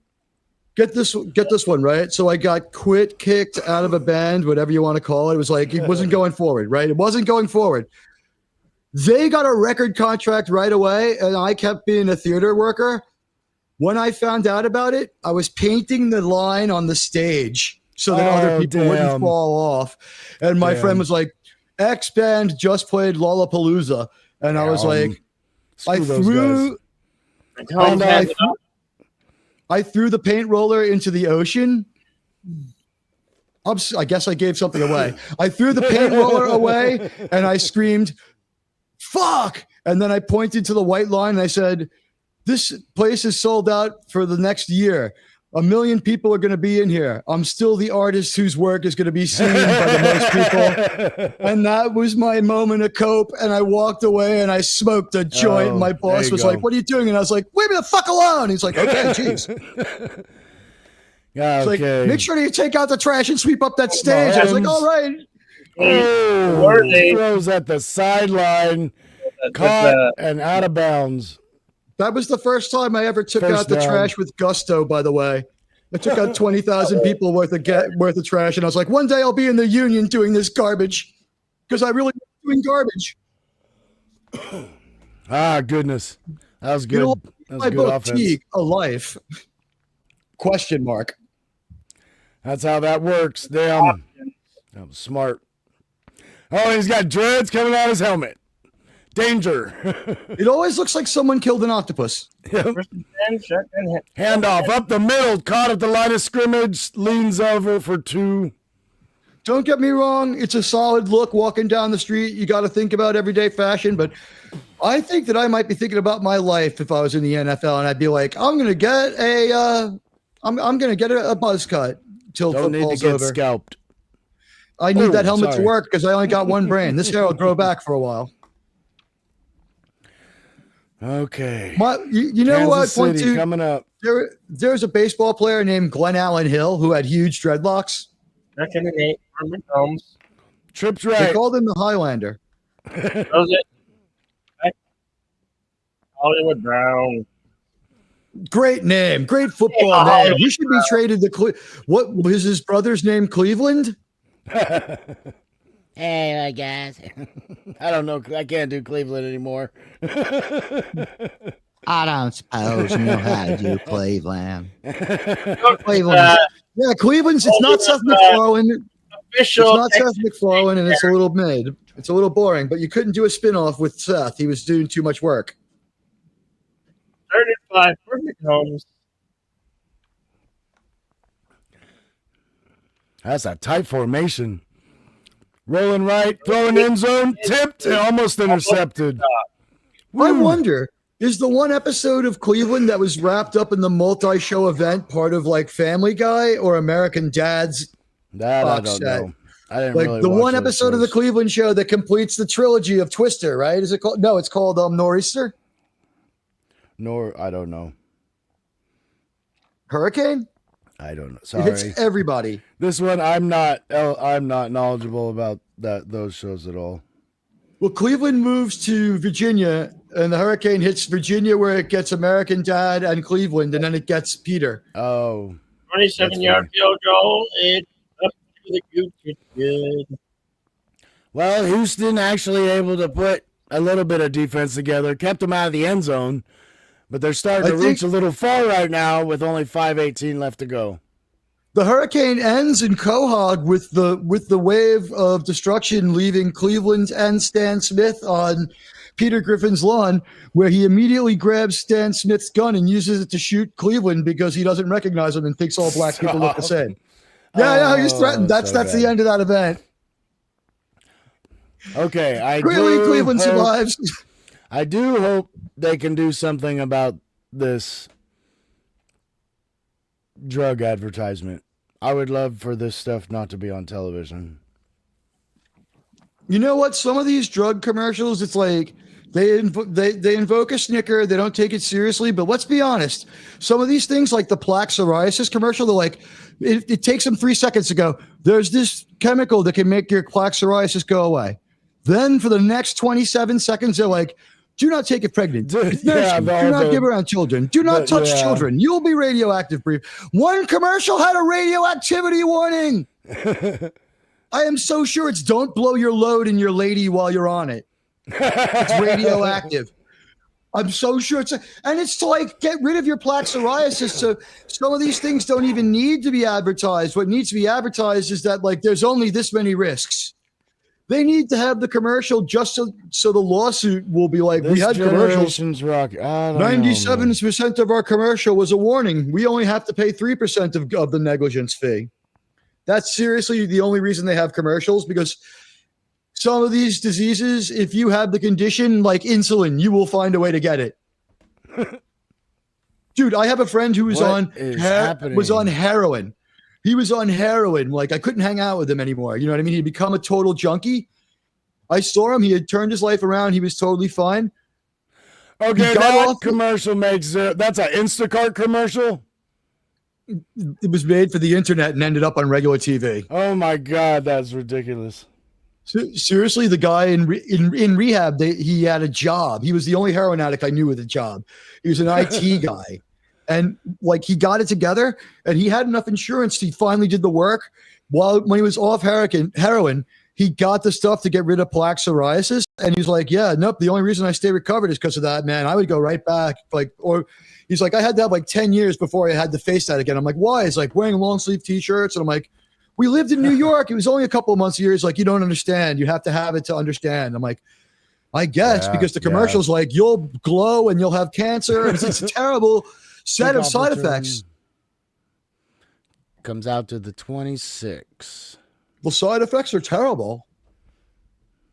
That's what it seems like to me. There's so many side effects. Most of the commercial is just like, have you heard there's a new drug that can clear your skin? It just gets bad as smoking and doing crack and rolling around in broken glass and jumping off a cliff. If you aren't afraid to play football, Russian roulette, eat a lot of spoiled food, jump out of a plane with a questionable parachute, had sex with multiple people in one night without protection, this might be the kind of risk you're accepting. Houston's got little over 5 minutes to go in the fourth quarter. 8 points down. Ball on their 24. Shotgun handoff. Goes around the left side, getting caught up, and maybe a gain of 1. Might just got to the line of scrimmage. Just back to the line of scrimmage. Just back to the line of scrimmage. I got to see if I can get through this freaking Star Trek review tonight. I don't know how many of my people are going to make it.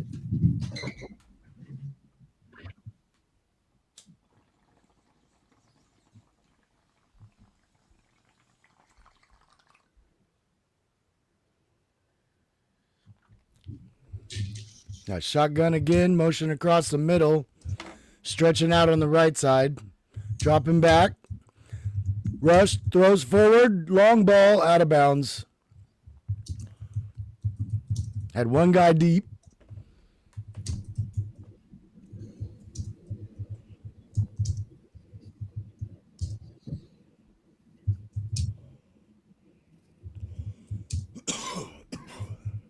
One guy deep. They were probably running deep crossing patterns there.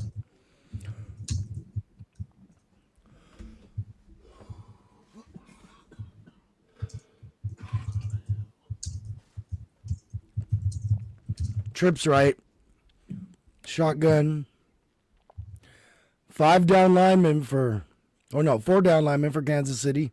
Ball snapped. He's rushed out early. Brought down in the backfield about the 11-yard line. Big time sack there. 4th down, that's going to force a punt deep in their territory. Let's see, where's this come? Oh, is he faking man-to-man over there? Yeah, fakes man-to-man and just rushes. So they had nobody blocking him. punting from his end line. Good punt, though. Caught at the 30. Brought down at the 36, 37.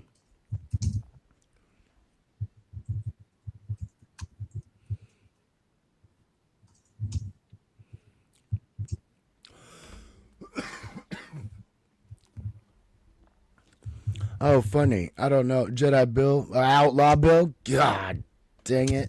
Outlaw Bill. Is he there? He might not be there right now. I think I'm gonna have to drop my editing project next Monday. game. He's got that. I've been working like a madman on my latest video. I'm trying to get my editing skills where it is. Last one, I totally achieved my editing vision. It was great. I misidentified a fucking character. Oh, dang. But I'm still me. You know what? I was fine with it. You know what it was? The casting director, even when I watched the show, I'm like, this guy has a type. All the chicks on the show look the same. The woman was with her eyes closed, crying with her head turned, and it was another bleach blonde. She had dark eyebrows and blonde hair, like two other women on the show. So with three women to choose from, my thing was Liz's hair is noticeably longer. And I said, Alex's hair is noticeably longer. And everyone's like, that's Liz, you asshole. But the thing was, I was like, do I pull down the video and try to fix it? Only like 50 people have seen it. And like, what went through my mind is only one of 50 people said anything and no one read the comment. And then I looked at how far into the video it was. It was like, this is 8 minutes into the video. It's 11 minutes long. Average watch time is 7 minutes. I'll put a comment. I'll put it in right after the description. Like, it might be Liz, because I'm not sure. She's crying and she has her head turned, and but she is wearing clothes that more are identifiable. And I've actually seen people do videos and then go back in editing because they realize they said the wrong thing, so they'll just print it on screen. They're like, it was too late to do that. That's when you have an editor.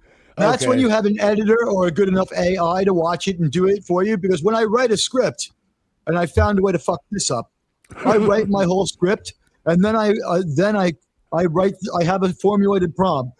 It's something close to, and I have the prompt saved. It's something like, format this for style, grammar, and syntactical error to be read without changing anything. And then I cut and pasted the whole thing into ChatGPT or Grok, and I have it formatted and style fixed. And like, then I have to reread it and fix it because the AI will hallucinate. It hallucinated the wrong last name onto my guest.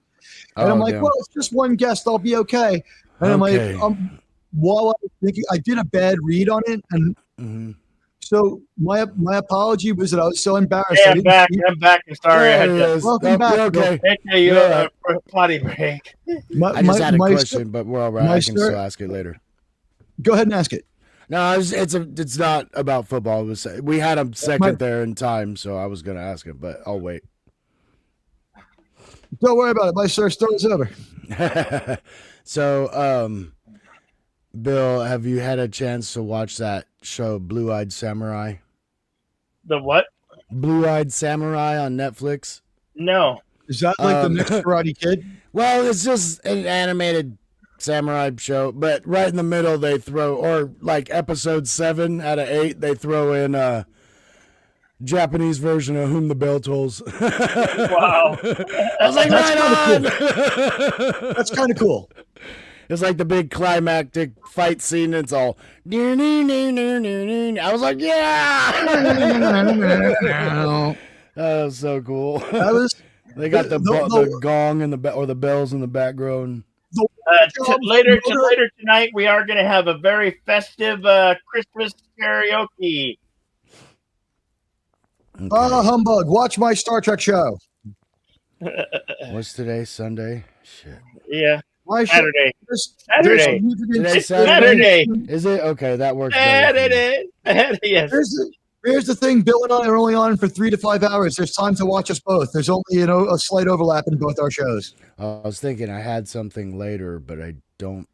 Oh, I have. At 5 o'clock, I have something for a couple hours. I do. But I'll get there for you. I'll try and get the wifey in there. Big game by Kansas City. Clock is running.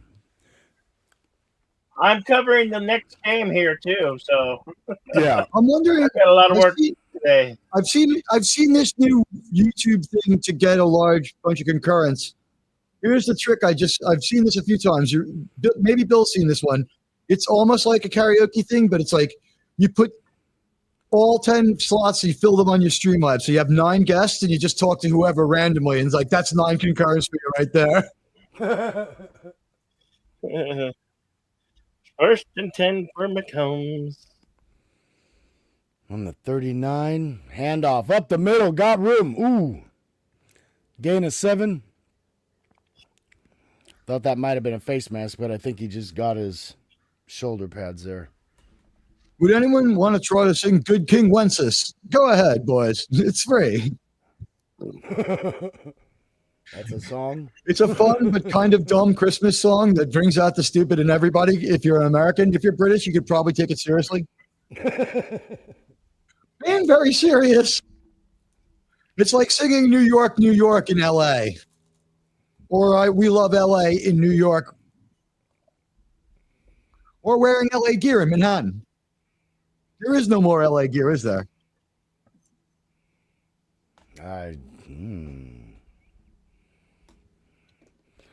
Wow, down to 2 minutes? Look at Noah Eagle. He's 17 years old. He's like, my parents are picking me up after the game, but here are my observations. Hey, man, I just got this cool light kit on my car. He's like, I want to be like Zach White from the Jets. He dated his mom's best friend. He got laid in the car. He used to come home from soccer practice. And think about it, Jim. Oh, These guys looked like they had just seen a murder. A murder when we cut back from the field. And we're seeing serious sign that Jim on the left there is wearing a toupee, right? Because his hair color is like super biased. Or did he dye it and then get a haircut? Because that line is not natural. That comb over. Well, no. Also, what happens is if your hair is kind of gone and you dye it dark and then it grows back in, you'll have that. That's why I don't commit to dyeing it anymore. Okay, probably just looking to run the clock out. Tight formation. Wow, 3 running power formation. Actually, handoff. Got a break on the left side. He's got room to run. Oh! Slides down at the 10. Wow. Wow. And that's the end of that. First down, they can run out the clock. Less than 2 minutes to play in this game. I don't believe Houston has timeouts at all. Well, that formation threw me off for a second. I don't care who you are, what you think the Chiefs are. They're still the worst 13-1 team ever in history. I mean, they're gonna win this game and go to 14-1. They're still the worst. They're still the worst. Actually, they're the most. They cheat the most. They have the refs in their pockets. I mean, come on. This is a more legit win though, because Houston tried to beat them, and Houston even kept competing after they had that injury. Man, this was a game until the last 2 minutes. That drive could have, been Winning stopped. is hard. I heard that too. How dare him say that? Not when you're ashamed. So yeah, Bill, like something that he said right there, the worst 13-1, 14-1 team ever. Could you imagine if they go 16-1 and win like a whole regular season worth of games since their last loss? Right? Isn't it week 1? They're coming to Denver in 2 weeks, and they're not going to win in Denver. I'm telling you. I'm calling it right here and now. There's no way they're going to win. They're not going to be at home, and they're not going to be in week 1, Bill. Mm-hmm. They're a division leader, my man. They have a week 1 bye, and they may. How could anyone have strength of stadium on them, right? They have home field throughout, no matter what, until the Super Bowl. Yeah. As long they could lose out the season. Am I right? Pretty much, yes. All 2 games of it. Oh wow! Look, when SNL was mild, it was the people from when SNL was mildly amusing. And the last person to sit there is Phil Hartman. I wouldn't be too bold about sitting there. What's really weird is I remember when Nora Gasteyer was kind of hot and had a great body. This actually makes sense. I understand the SNL's in stuff because it's their 50-year anniversary. Yeah, and also they're like 25 years old. Honestly, legitimately. Is that what you said? I think it stopped being funny like 25 years ago. That's about right. That's about right. What happened was they had a weird ass year, like 4 solid years, another totally solid year with Eddie Murphy. Then that one implodes. Then another bizarrely fucking weird year. Then they stacked the deck with people who are all 30 to 40 and had a real career. Rob Lowe shows up for one season. That was when they finally rebooted it to young people again. Like they had Billy Crystal and other people who were over 35 on SNL, which is always supposed to be a bunch of young new faces. And it was just, there wasn't enough talent. They had to wait like 5 years to unleash another SNL cast that had any talent. Like you could do it with the first cast, then it kind of got in trouble, and you had that Robert Downey Jr. SNL. Remember that shit? Yeah. There were people in the credits who never made it to the show. So weird. That one chick who grabbed the hot dog out of the sky in the credits never made it to the show. They never re-edited the opening, something that we would do in YouTube in 5 minutes. That was network TV people. Start. Here's the other thing. This is a question about SNL beginnings. When we see Phil Hartman in his SNL, that cast every year, they always show them at nightclubs and in bars, right? So we always saw Phil Hartman with a gorgeous blonde with her back turned. Guess I have a question. I have a question about that blonde lady whose face we never see. And I think you know what it is, don't you? What? Is she still alive? Is it maybe his murderer? Oh. Was he like, I want my wife to be the model? And they're like, well, we don't want to. It's like, we don't have to see her face. And she was like, no one's seeing my face. I need more cocaine. Madman married a hooker. And what's that next game? Ravens and something? Ravens and Steelers. He was when we lost him, so many careers and so many shows were destroyed. It almost ends The Simpsons. It should have ended The Simpsons. Okay. It devastates news radio. It ends news radio effectively. Like what's left for the last 2-3 years, just people had contracts.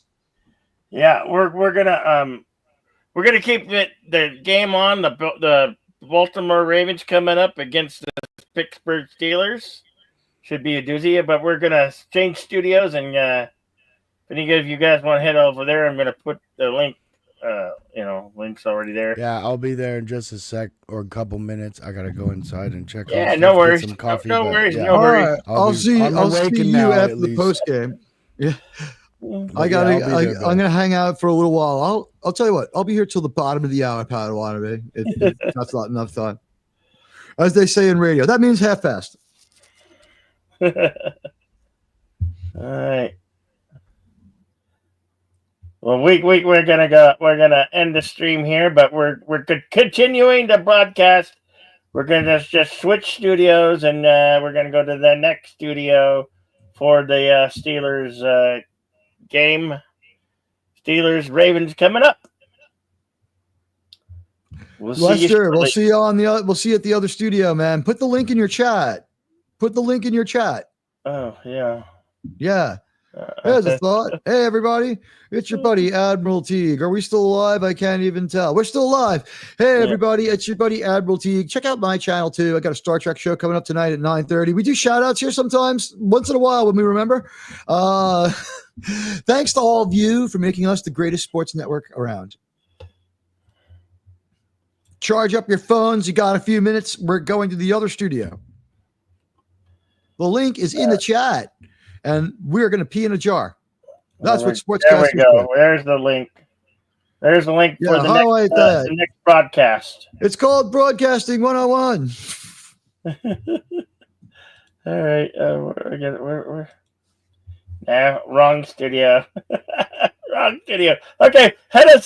Follow us over there and keep on the Cosby because that's where the coverage is going to be. And that's where we're going to be. So we'll see you shortly.